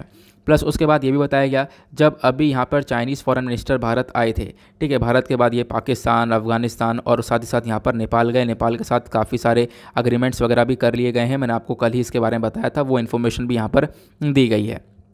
क्लियर हुआ। तो बेसिकली यहाँ पर मेजर फोकस देखो हमारा यही है कि मेजर फोकस बस इतना है कि भाई यहाँ पर जो खासकर आपका LAC वाला रीजन है, लाइन ऑफ एक्चुअल कंट्रोल वाला रीजन, वहाँ से जो पीपल लिबरेशन आर्मी है, चाइनीज़ आर्मी है, उसको पीछे हटा लो। उसको पीछे हटाते हो उसके बाद रिलेशंस यहाँ पर डेवलप होंगे। तो आगे जो भी बातचीत होगी, मतलब जो भी बातचीत करनी है आपको चाइना को, तो वो काम किया जा सकता है। सबसे पहली बात किस चीज़ को लेकर, आप सबसे पहले जो ट्रूप्स वगैरह हैं उनको पीछे हटाओ, उनको डिसएंगेज करो। डिसएंगेजमेंट यहाँ पर कंप्लीट होना बहुत ज़्यादा ज़रूरी है, ठीक है। बाकी यहाँ पर आज के टाइम पर आप देख पाओगे रशिया यूक्रेन के बीच में जो वॉर हुआ है उसमें यहाँ पे अगर आप देखो किस किस का कहाँ कहाँ पर सपोर्ट है, तो भारत और चाइना दोनों यहाँ पर एक साथ देखने को मिले हैं। यहाँ पर रशिया का काफ़ी ज़्यादा फेवर क्या है इस पूरे डिस्प्यूट के अंदर, वो भी यहाँ पर चीज़ें मेंशन की गई हैं। प्लस अभी यहाँ पर हम लोग को ज़रूरत है, अभी कंट्रीज़ ये देख रही हैं कि कैसे dollar versus non dollar system को चलाया जा सकता है, क्योंकि आज के टाइम पर आपको पता ही होगा कि इन वॉर की वजह से आज सिचुएशन काफ़ी बढ़ चुकी है। मतलब यह है कि दुनिया भर में एक टाइम पर व्यापार हो रहा था डॉलर के अंदर डॉलर के टर्म्स में। अभी आज के टाइम पर dollar versus non dollar system भी देखने को मिल रहा है। मतलब यह है कि अभी क्या है ना कि जो कंट्रीज़ हैं दूसरी, वो जैसे कि रशिया हो गया, अब रशिया डॉलर में व्यापार तो कर नहीं सकता जब सैंक्शन लग गए हैं, तो रशिया यहाँ पर नॉन डॉलर मतलब अपनी कुछ करेंसी हो गई, चाइनीज़ करेंसी हो गई, उसके अंदर व्यापार करने की कोशिश कर रहा है। तो ये चीज़ें आगे डेवलप हो सकती हैं। बट यहाँ पर क्वेश्चन यह है कि जैसे जैसे भारत के पहले रिलेशन सही होंगे उसके बाद ही कुछ किया जा सकता है। ये चीज़ें बहुत इंपॉर्टेंट है, ठीक है। इंडिया और चाइना यहाँ पर बहुत ज़्यादा मतलब आप कह सकते हो कि डिफ़िकल्टी मिलेगी हम लोगों को, ठीक है। यहाँ पे ये बोला गया कि मतलब भारत और चाइना दोनों बहुत सारी परेशानियों को फेस करेंगे अगर बातचीत करनी होगी तो, क्योंकि बातचीत करने के पीछे यहाँ पर एक सबसे बड़ा दिक्कत आती है, वो हमारा बॉर्डर डिस्प्यूट, क्योंकि हमने अपने काफ़ी सारे जवान हमारे शहीद हुए हैं, हमें काफ़ी उस चीज़ का वो भी है। और ये डिस्प्यूट हमेशा होते रहते हैं, बार बार ये एंट्री करता रहता है चाइना, काफ़ी सारे रीजन्स हैं। तो पहले ये रिजॉल्व होगा, उसके बाद ही हम लोग कोई बातचीत कर पाएंगे। क्लियर हुआ? आई होप आप लोग यहाँ पर इसको अच्छे से समझ गए होंगे। उसके बाद आते हैं अगले एडिटोरियल पर। नेक्स्ट एडिटोरियल बात करता है प्रॉफिट ओवर पब्लिक हेल्थ। यहाँ पर प्रभाष रंजन साहब ने इस आर्टिकल को लिखा है। इन्होंने यहाँ पर बताया है ट्रिप्स एग्रीमेंट के बारे में। ट्रिप्स एग्रीमेंट के बारे में कुछ दिन पहले ही मैंने आप लोगों को बताया था, उसी के बारे में एक और छोटी सी इन्फॉर्मेशन दी गई है। थोड़ा सा मैं आपको बताता हूँ इसके बारे में क्या क्या है, ठीक है। आपको पता होगा कोविड-19 पेंडेमिक स्टार्ट हुआ। कोविड-19 पेंडेमिक के बाद दुनिया भर में लॉकडाउन लगा। कुछ कंट्रीज़ के पास आपको वैक्सीन्स देखने को मिलती हैं और कुछ कंट्रीज़ के पास वैक्सीन्स नहीं थी। यूएस के पास वैक्सीन आपको देखने को मिलेगी, ठीक है। तो क्या हुआ, अब इनके पास वैक्सीन थी तो इन्होंने क्या कर लिया, उसके ऊपर पेटेंट ले लिया, ठीक है। पेटेंट का मतलब यह है कि कुछ भी चीज़ आपने बनाई तो उसके बाद पेटेंट ले लिया, अब वो चीज़ कोई दूसरा व्यक्ति नहीं बना सकता, ठीक है। जैसे कॉपीराइट्स वगैरह होते हैं, अब वो दूसरा व्यक्ति उसको नहीं बना सकता। अब दूसरा व्यक्ति नहीं बना सकता तो दूसरे के पास यहाँ पर कोई अपॉर्चुनिटी नहीं है कि वो कैसे डेवलप करे कैसे ना डेवलप करे। उसको काफ़ी परेशानी हो रही है। जो खासकर लो इनकम कंट्रीज़ हैं वो यहाँ पर ये काम नहीं कर पा रही हैं। तो भारत और साउथ अफ्रीका दोनों साथ में आए। दोनों ने साथ में आकर यहाँ पर एक फोकस ये रखा, दोनों ने फोकस ये रखा भाई कुछ डिसाइड करते हैं। डिसाइड ये किया और 2020 में इन्होंने यहाँ पर दिया एक मतलब अपना ऑफ़र ये दिया कि भाई यहाँ पर क्या करो, आप ट्रिप्स एग्रीमेंट के अंदर एक वेवर दे दो। ट्रिप्स एग्रीमेंट मतलब trade related aspect of intellectual property rights. वही जो मैंने आपको बताया कि यहाँ पे कोई वैक्सीन है उसके ऊपर आपने कुछ मतलब आप कह सकते हो कि पेटेंट राइट्स वगैरह ले लिए हैं, तो ये आपको देखने को मिलेगा। तो भारत और साउथ अफ्रीका ने दोनों ने बोला कि भाई ट्रिप्स के अंदर छूट देनी चाहिए, यूएस को छूट देनी चाहिए, यूरोपियन यूनियन को छूट देनी चाहिए। हालांकि यूरोपियन यूनियन यहाँ पर मतलब हमारी बात सुनता हुआ आया नहीं है सही से, ये आप लोग को ध्यान रखना है। बाकी यूएस ने सपोर्ट किया इस चीज़ के मामले में कि अगर देखो यहाँ पर छूट मिलेगी, ऑब्वियस सी बात है यूएस छूट देगा कि हाँ इस वैक्सीन को कोई भी बना सकता है, कोई भी डेवलप कर सकता है, डेवलप करने के बाद यहाँ पर अपने यहाँ पर उसको उस बीमारी को टैकल कर सकता है। तो ये चीज़ें बहुत सही रहने वाली हैं।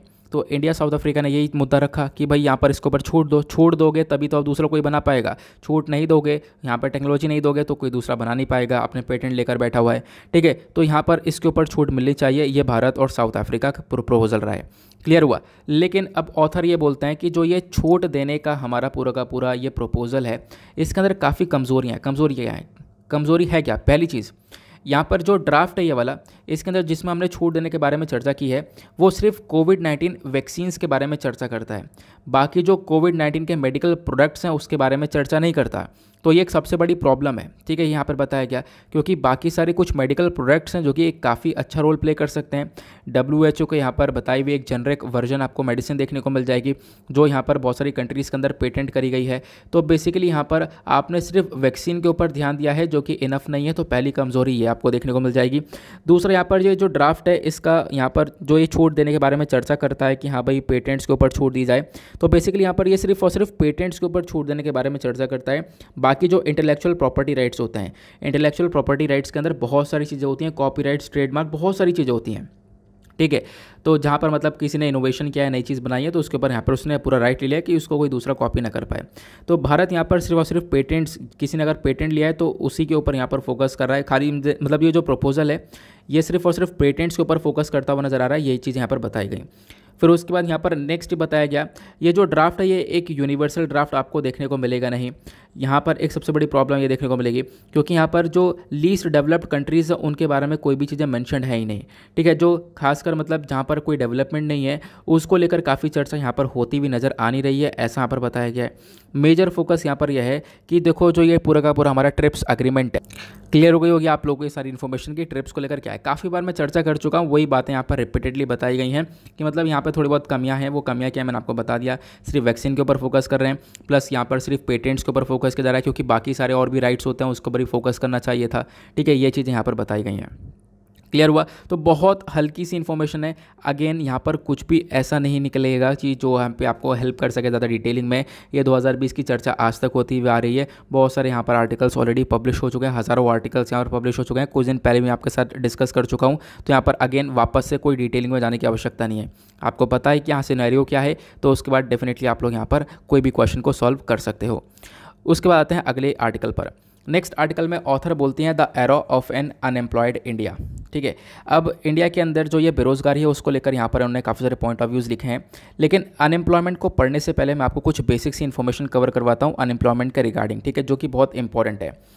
GS पेपर 3 से इस आर्टिकल को सिंपली रिलेट कर सकते हो। अनएम्प्लॉयमेंट क्या है? अनएम्प्लॉयमेंट यहाँ पर एक ऐसी सिचुएशन है जहाँ पर एक पर्सन क्या कर रहा है, एम्प्लॉयमेंट यानी रोजगार खोज तो रहा है लेकिन उसको काम मिल नहीं पा रहा है, ठीक है। तो यहाँ पर मतलब बेरोजगारी है, नौकरी वगैरह मिल नहीं पा रही है, वो यहाँ पर अनएम्प्लॉयमेंट की कंडीशन है। और यहाँ पे अगर हम लोग बात करें अनएम्प्लॉयमेंट की, तो अनएम्प्लॉयमेंट के अंदर आप लोग देख पाओगे बहुत सारे प्रकार के अनएम्प्लॉयमेंट आते हैं, ठीक है। बेरोजगारी अलग अलग प्रकार की होती है, आपको ध्यान रखना है, क्योंकि इसके ऊपर UPSC क्वेश्चन पूछ चुका है। तो यहाँ पर अनएम्प्लॉयमेंट बात करें तो एक स्ट्रक्चरल अनएम्प्लॉयमेंट आपको देखने को मिलता है।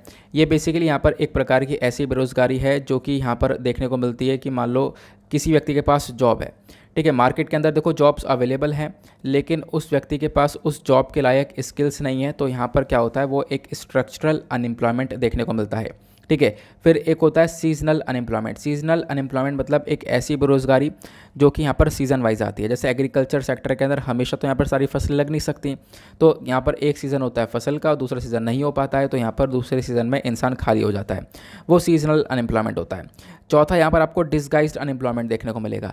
डिसगाइज्ड अनएम्प्लॉयमेंट मतलब छुपा हुआ। छुपा हुआ मतलब यह है कि मान लो यहाँ पर ये एग्रीकल्चर लैंड है, ठीक है, UPSC ने इसी के ऊपर क्वेश्चन पूछा था। ये मान लो यहाँ पर एक एग्रीकल्चर का लैंड है, यहाँ पर 5 जने मिलकर खेतीबाड़ी कर रहे हैं, 5 जनों की रिक्वायरमेंट है, ये 5 जने मिलकर पूरी अच्छी तरीके से खेतीबाड़ी कर सकते हैं, इससे सही सा आउटपुट निकाल सकते हैं। लेकिन होता क्या है, 5 जने की जगह यहाँ पर काम करने लगे 8 जने। 8 जने काम कर रहे हैं, तो इसका मतलब जो बाकी जो 3 जने एक्स्ट्रा काम कर रहे हैं वो तो यहाँ पर किसी काम के हैं नहीं, मतलब काम कर भी रहे हैं तो भी उनका कोई यहाँ पर यूज़ तो है नहीं, क्योंकि यही काम 5 जने भी कर सकते थे। यही काम 5 जने मिलकर इतना ही आउटपुट निकाल सकते थे, और वही काम यहाँ पर 3 जने और ऐड कर दिए गए, तब भी उतने आउटपुट निकल कर आ रहा है ना, तब भी काम उतना ही हो रहा है। तो इसमें यहाँ पर ये जो 3 व्यक्ति हैं डिसगाइज्ड पर्सन है, मतलब ये भी कहीं ना कहीं बेरोज़गार ही हैं, और ऐसी बेरोज़गारी की यहाँ पर इनकी सैलरी की चक्कर में यहाँ पर दूसरे लोगों की सैलरी भी काफ़ी हद तक कम हो जाती है, ठीक है। ये हमारा डिसगाइज्ड अनएम्प्लॉयमेंट कहलाता है। क्लियर हुआ? तो अनएम्प्लॉयमेंट के अंदर डिसगाइज्ड क्लियर हुआ, सीजनल क्लियर हो गया। उसके बाद हम लोगों ने यहाँ पर समझा कौन सा वाला, नेक्स्ट हम लोगों ने कवर किया स्ट्रक्चरल। देन उसके बाद अगर हम लोग बात करें, एक आता है टेक्नोलॉजिकल अनएम्प्लॉयमेंट। यहाँ पर क्या होता है, बहुत सारी जॉब्स चली जाती हैं जैसे जैसे टेक्नोलॉजी के अंदर चेंज होता है। 2016 के अंदर वर्ल्ड बैंक ने डेटा ने एक प्रेडिक्शन किया है, ये बताया कि देखो आज के टाइम पर बहुत सारी जॉब्स खतरे में गई हैं, क्योंकि यहाँ पर लगातार आप देख पाओगे टेक्नोलॉजी के अंदर काफ़ी हद तक बढ़ोतरी देखने को मिली है। उसके बाद एक अनएम्प्लॉयमेंट आता है जिसको हम लोग बोलते हैं फ्रिक्शनल अनएम्प्लॉयमेंट। जो फ्रिक्शनल बेरोजगारी होती है इसको हम लोग सर्च अनएम्प्लॉयमेंट के नाम से भी जानते हैं। यहाँ पर इसका मतलब ये होता है, देखो मान लो एक व्यक्ति है जिसने आज के टाइम पर यहाँ पर ये जो जॉब है ये छोड़ी है, ए जॉब को छोड़कर ये बी जॉब की तरफ जा रहा है। अब इस जॉब को छोड़कर दूसरी जॉब लेने जा रहा है, तो इस बीच के जो टाइम पीरियड है, इस टाइम पीरियड में ये खाली है, उस टाइम पीरियड को हम लोग बोलते हैं फ्रिक्शनल अनएम्प्लॉयमेंट। ये आपको ध्यान रखना है। उसके बाद आता है एक वल्नरेबल अनएम्प्लॉयमेंट। इसका मतलब जो लोग हैं वो यहाँ पर काम कर रहे हैं इनफॉर्मली, उनके पास प्रॉपर जॉब कॉन्ट्रैक्ट्स हैं नहीं, ठीक है। तो ऐसा यहाँ पर मतलब प्रॉपर उनके पास कोई कॉन्ट्रैक्ट वगैरह नहीं है, ऐसी जब तक काम कर रहे हैं नौकरी है नहीं है। तो यहाँ पर इस प्रकार का अनएम्प्लॉयमेंट भी यहाँ पर आप देख पाओगे भारत के अंदर बहुत ज़्यादा देखने को मिलता है। तो ये सारे आपको अनएम्प्लॉयमेंट के टाइप्स देखने को मिलते हैं। अब अनएम्प्लॉयमेंट क्यों हो रहा है, इसके पीछे कारण क्या है? सबसे पहला सोशल फैक्टर आपको देखने को मिलेगा। इंडिया के अंदर कास्ट सिस्टम बहुत चलता है। अगर हम लोग बात करें तो बहुत सारे काम मतलब बहुत अलग अलग स्पेसिफिक कास्ट हैं, उनके लिए यहाँ पर कुछ काम अलाउ ही नहीं कराया जाता है, जिसकी वजह से यहाँ पर अनएम्प्लॉयमेंट जारी है। उसके साथ साथ बड़ी बड़ी जॉइंट फैमिलीज़ के अंदर आप देख पाओगे बड़े बड़े बिजनेसेस होते हैं, जहाँ पर क्या है कि जो पर्सन है वो यहाँ पर एक दूसरे के मतलब निकल कर आके उसी बिज़नेस को संभालते हुए चले जाते हैं, किसी दूसरे बाहर के लोगों को यहाँ पर अलाउ किया नहीं जाता है। उसके साथ साथ पॉपुलेशन काफ़ी तेज़ी से बढ़ रही है, जिसकी वजह से भी यहाँ पर आप देख पाओगे काफ़ी हद तक गरीबी बढ़ती हुई नज़र आएगी, प्लस उसके साथ साथ यहाँ पर आपको बेरोज़गारी बढ़ती हुई नज़र आएगी। तो उसके साथ साथ यहाँ पर आप एग्रीकल्चर सेक्टर का डोमिनेंस देखोगे।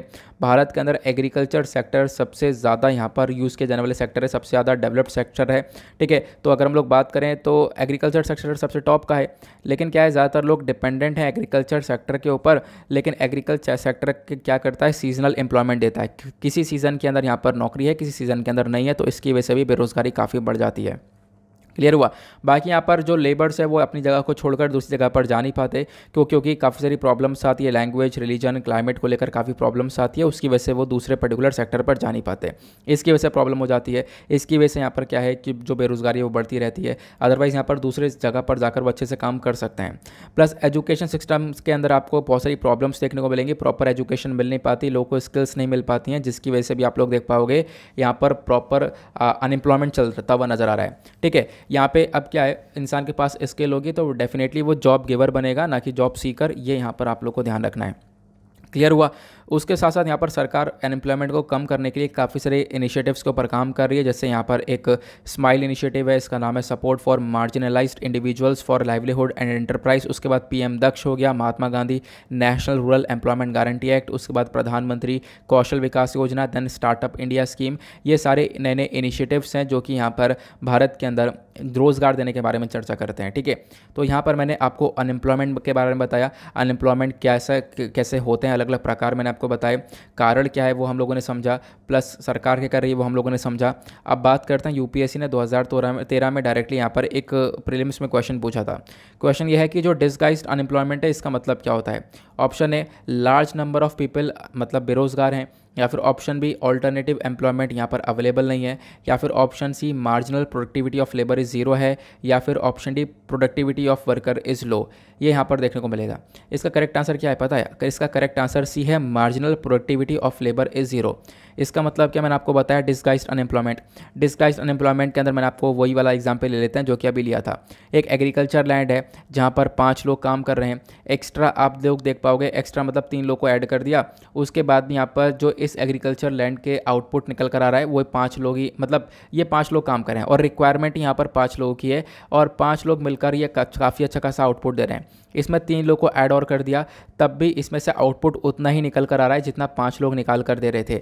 मतलब 5 लोगों की रिक्वायरमेंट है, अगर ज़बरदस्ती 3 को और डाल के यहाँ पर ऐड कर दोगे तो 8 लोग यहाँ पर काम कर रहे होंगे। तो इसका मतलब जो बाकी जो एक्स्ट्रा 3 लोग हैं वो कहीं ना कहीं डिस्गाइज्ड बेरोज़गार हैं, और उनकी वजह से जो यहाँ पर जो प्रोडक्टिविटी है वो कहीं ना कहीं ज़ीरो नज़र आती है। मतलब जो निकल कर आ रहा है, आउटपुट जो मिल रहा है वो यहाँ पर ज़ीरो निकल कर आ रहा है, प्लस उनकी जो प्रोडक्टिविटी है वो भी ज़ीरो है। तो इसी वजह से यहाँ पर जो मार्जिनल प्रोडक्टिविटी है वो बिल्कुल ज़ीरो हो जाती है, आपको ध्यान रखना है। इसी वजह से यहाँ पर सी इसका करेक्ट आंसर हो जाता है। आई होप आप लोग को यहाँ पर काफ़ी अच्छे से क्लियर हो चुका है। तो ये तो मैंने आपको बताया जो कि आपको मेंस में हेल्प करेगा, ठीक है, जो हमारे एग्जाम के पॉइंट ऑफ व्यू से इंपॉर्टेंट है, क्योंकि आपको एडिटोरियल पढ़ना है लेकिन एग्जाम के पर्सपेक्टिव से देखना है।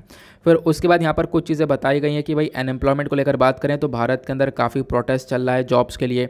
आप देख पाओगे रेलवेज़ के अंदर आपको प्रोटेस्ट चलता हुआ नजर आएगा।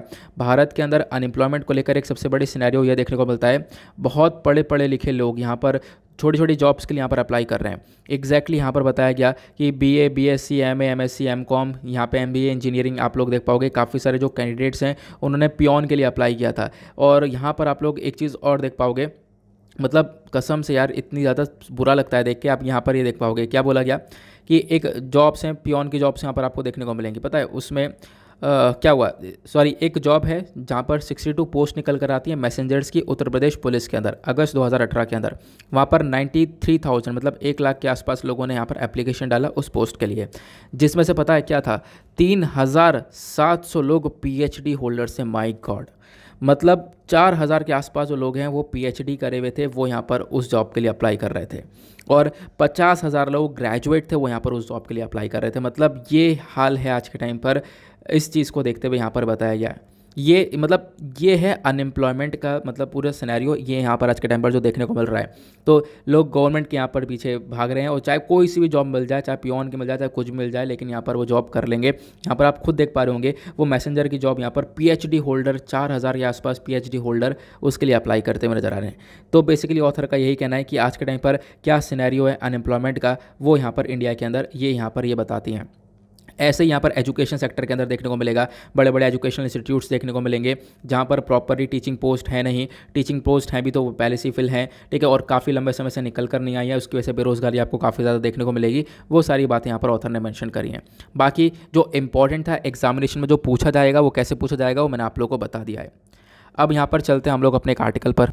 बाकी तो आपको पता है ना। अब यार पता है क्या हुआ, ये थंबनेल मैंने लगाया, मुझे कोई थंबनेल मिला नहीं आज। और कल से यार मतलब कल जो है ना KGF चैप्टर 2 का जो ट्रेलर है वो रिलीज़ हुआ था, तो उसको लेकर मेरे पास जो मेरे फैमिलीज़ वाले वो बड़े सारे मैसेज कर रहे थे यार, देखा देखा, मैंने कहा नहीं देखा भाई। तो इसके चक्कर में यहाँ पे क्या हुआ, मेरे को फिर ध्यान में आया कि कोई थंबनेल मेरे को मिल ही नहीं रहा था। उसके बाद मैंने सोचा यार यही थंबनेल लगाते हैं, एक अलग से आर्टिकल डिस्कस करते हैं हम लोग, तो वहाँ पर मैंने यही वाला थंबनेल लगाने के बारे में सोचा, मैंने कल लगा देते हैं यार। चलो अब क्या है ना, आपको पता होगा KGF के बारे में। तो KGF है क्या, ठीक है, मतलब क्या है KGF आपको पता है इसके बारे में? नहीं पता तो चलो मैं आपको थोड़ा सा इन्फॉर्मेशन देता हूँ। देखो बहुत सारे लोगों ने पता होगा, फिल्म देखी होगी। KGF की फुल फॉर्म है कोलार गोल्ड फील्ड्स। अब ये जो कोलार गोल्ड फील्ड्स हैं, यहाँ पर सोने की खदान के बारे में चर्चा की जा रही है। हाँ, ये सोने की खदान एक माइनिंग रीजन है जो कि कोलार डिस्ट्रिक्ट में आपको कर्नाटका के अंदर देखने को मिलेगा, ठीक है, कर्नाटका में देखने को मिलेगा। तो ये एक टाइम पे बहुत फेमस हुआ करता था। देखो भारत को सोने की चिड़िया बोला जाता था, जो ज़्यादातर सोना है वो इसी खदान से निकला करता था। इसी की यहाँ पर ये कहानी बताई गई है। ये जो पूरी की पूरी खदान है इसको 28 फरवरी 2001 में बंद कर दिया जाता है। गोल्ड के प्राइस कम होने लगते हैं यहाँ पर, प्लस और भी रिक्वायरमेंट हो जाती है, गोल्ड काफ़ी अंदर चला जाता है खुदाई कर करके। तो इसकी वजह से यहाँ पर आप कह सकते हो कि जो चीज़ें हैं, जो ये माइनिंग है, ये पूरी की तरह से बंद करनी पड़ जाती है। ये यहाँ पर बंद कर दिया जाता है इस खदान को 2001 के अंदर, ठीक है। और फिर उसके बाद 2016 में हमारे प्राइम मिनिस्टर जो है नरेंद्र मोदी जी, आपको पता होगा, वो यहाँ पर इसके ऑक्शन के बारे में चर्चा करते हैं कि इस खदान को यहाँ पर इसकी ऑक्शनिंग की जाएगी, इसकी नीलामी की जाएगी। तो यहाँ पर सब ने सोचा कि यार अब तो यहाँ पर वापस से इस खदान को खोला जाएगा। तो देखो माना अभी भी जाता है कि इस खदान के अंदर काफ़ी सारा सोना है, ठीक है। तो इसके जब दरवाजे खुलेंगे तो डेफिनेटली काफ़ी सारा सोना निकल कर आएगा। तो ये कोलार गोल्ड फील्ड्स के बारे में यहाँ पर मेंशन किया गया है, ठीक है। तो कर्नाटका के अंदर है, तो ध्यान रखना, इसको बंद कर दिया गया था 28 फरवरी 2001 के अंदर में। और एक टाइम पर बहुत तगड़ी माइनिंग यहाँ पर हुआ करती थी। इंडिया का जो पहला पावर जनरेशन था वो भी यहाँ पर बना दिया गया था। और ये जो KGF वाली स्टोरी है ना, ये रियल बेस स्टोरी है एक व्यक्ति के ऊपर, जिनका यहाँ पर आप लोग ये पिक्चर देख पा रहे होंगे, ठीक है। तो यहाँ पर आप लोग देख पा रहे होंगे, इनका नाम है थंगम, ठीक है।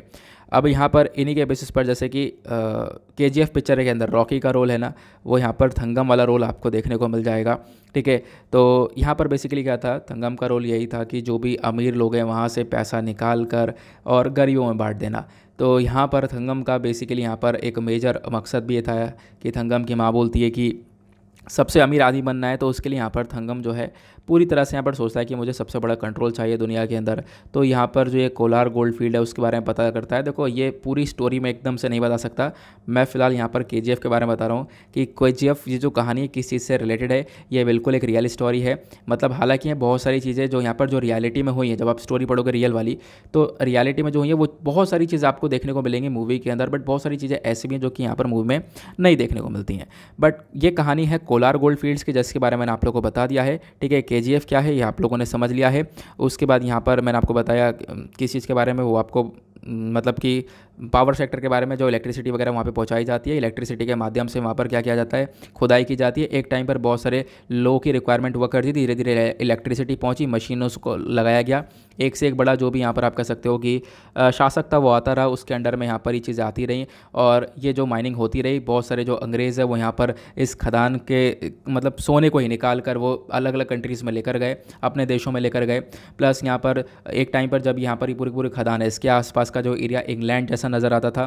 ठीक है, वो सारी चीज़ें आपको पिक्चर के अंदर देखने को मिलेगी, है ना, ये आपको ध्यान रखना है। तो यहाँ पर जैसे ये मूवी है KGF वाली, इसके अंदर जो रॉकी है, रॉकी अपनी माँ से इंस्पायर होता है, वैसे यहाँ पर जो असलियत वाली कहानी, यहाँ पर आप थंगम का रोल देख पाओगे। असलियत में जो यहाँ पर व्यक्ति थंगम है जो कि अपनी माँ से इंस्पायर होता है। ठीक है, ये आप लोग देख पाते हो। क्लियर हुआ?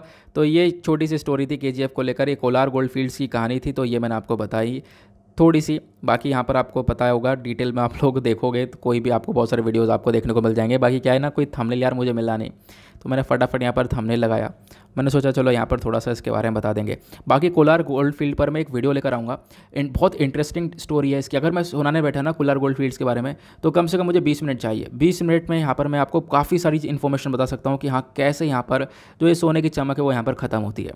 लेकिन मतलब ये है कि यार मुझे टाइम बहुत कम मिलता है, अदरवाइज़ बहुत सारी चीज़ें पढ़ने लायक। तो कोई बात नहीं, मैं कोशिश करूंगा कि आने वाले टाइम पर मैं आपको कोलार गोल्ड फील्ड्स को लेकर एक वीडियो बना कर दूँ, और एक अच्छा वीडियो आपको मिलेगा डेफिनेटली। तो ये आई होप आप लोगों को क्लियर हो चुका होगा। तो वीडियो को एंड करते हैं। बाकी यहाँ पर कोलार फील्ड्स के ऊपर मैं एक डेफिनेटली वीडियो लाने की कोशिश करूँगा, जो कि यहाँ पर कहीं पर आपको इन्फॉर्मेशन नहीं मिलेगी, मतलब हिस्ट्री से रिलेटेड क्या यहाँ पर क्या क्या इन्फॉर्मेशन उसकी एग्जैक्टली रही है, जो हमारी बुक्स के अंदर मेंशनड है, जो भी हमारे पास स्टार्टिंग इन्फॉर्मेशन मेंशनड है वहाँ पर क्या क्या लिखा हुआ है, वो यहाँ पर मैं आपको प्रोवाइड करवाने की कोशिश करूँगा। ओके, तो इसी के साथ करते हैं लेक्चर को समाप्त। बाकी आप लोगों ने वीडियो पिक्चर देखी होगी, पिक्चर में यहाँ पर सारी चीज़ें क्लियर हैं ही। बाकी चैप्टर 2 रिलीज़ हुआ है, जिसको लेकर काफ़ी हद तक कल ट्विटर पर सारी चीज़ें ट्रेंड हो रही थी, प्लस वीडियो ट्रेंडिंग में थी यूट्यूब पर, उसकी वजह से यहाँ पर ही मैंने थंबनेल भी लगा दिया था। आज के लिए बाय बाय। लेकिन हाँ, एक चीज़ और यार याद आ गया, क्वेश्चन भी डिस्कस कर लेते हैं। क्वेश्चन मैं आपको लोग बताऊँ तो 2014 में क्वेश्चन पूछा गया था, स्टार्टिंग मैंने आपके साथ डिस्कस किया था। यहाँ पे पूछा गया था कि भाई जो ब्रिक्स कंट्रीज़ हैं, जिसमें यहाँ पर 5 कंट्रीज़ है, Brazil, Russia, India, China, south Africa. जब हम लोग इन ब्रिक्स कंट्रीज़ के बारे में बात करते हैं तो कौन सा स्टेटमेंट सही है? पहला स्टेटमेंट बात करता है जो ब्रिक्स का पहला समिट है ये हुआ था रियो डे जेनेरियो में 2009 में।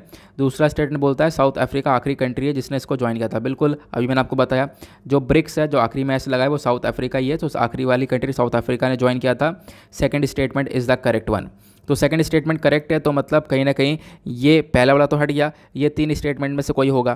तो सेकंड स्टेटमेंट हमें पता है करेक्ट है, तो दूसरा वाला भी गायब हो गया। तो सेकंड स्टेटमेंट करेक्ट का मतलब यहाँ पर अगर मैं डायरेक्टली इसका आंसर बताऊँ तो option B is the correct answer, क्योंकि इसका जो पहला वाला ऑप्शन है वो गलत है। पहला वाला स्टेटमेंट बोलता है कि ब्रिक्स का पहला समिट हुआ था रियो डे जेनेरियो में 2009 में, तो ऐसा नहीं है। ब्रिक्स का जो पहला समिट हुआ था वो रशिया में हुआ था, रशिया में येकेतेरिनबर्ग जो जगह है वहाँ पर हुआ था 16 जून 2009 में। तो जो पहला स्टेटमेंट है वो गलत हो जाता है, second statement is the correct one, B is the correct answer.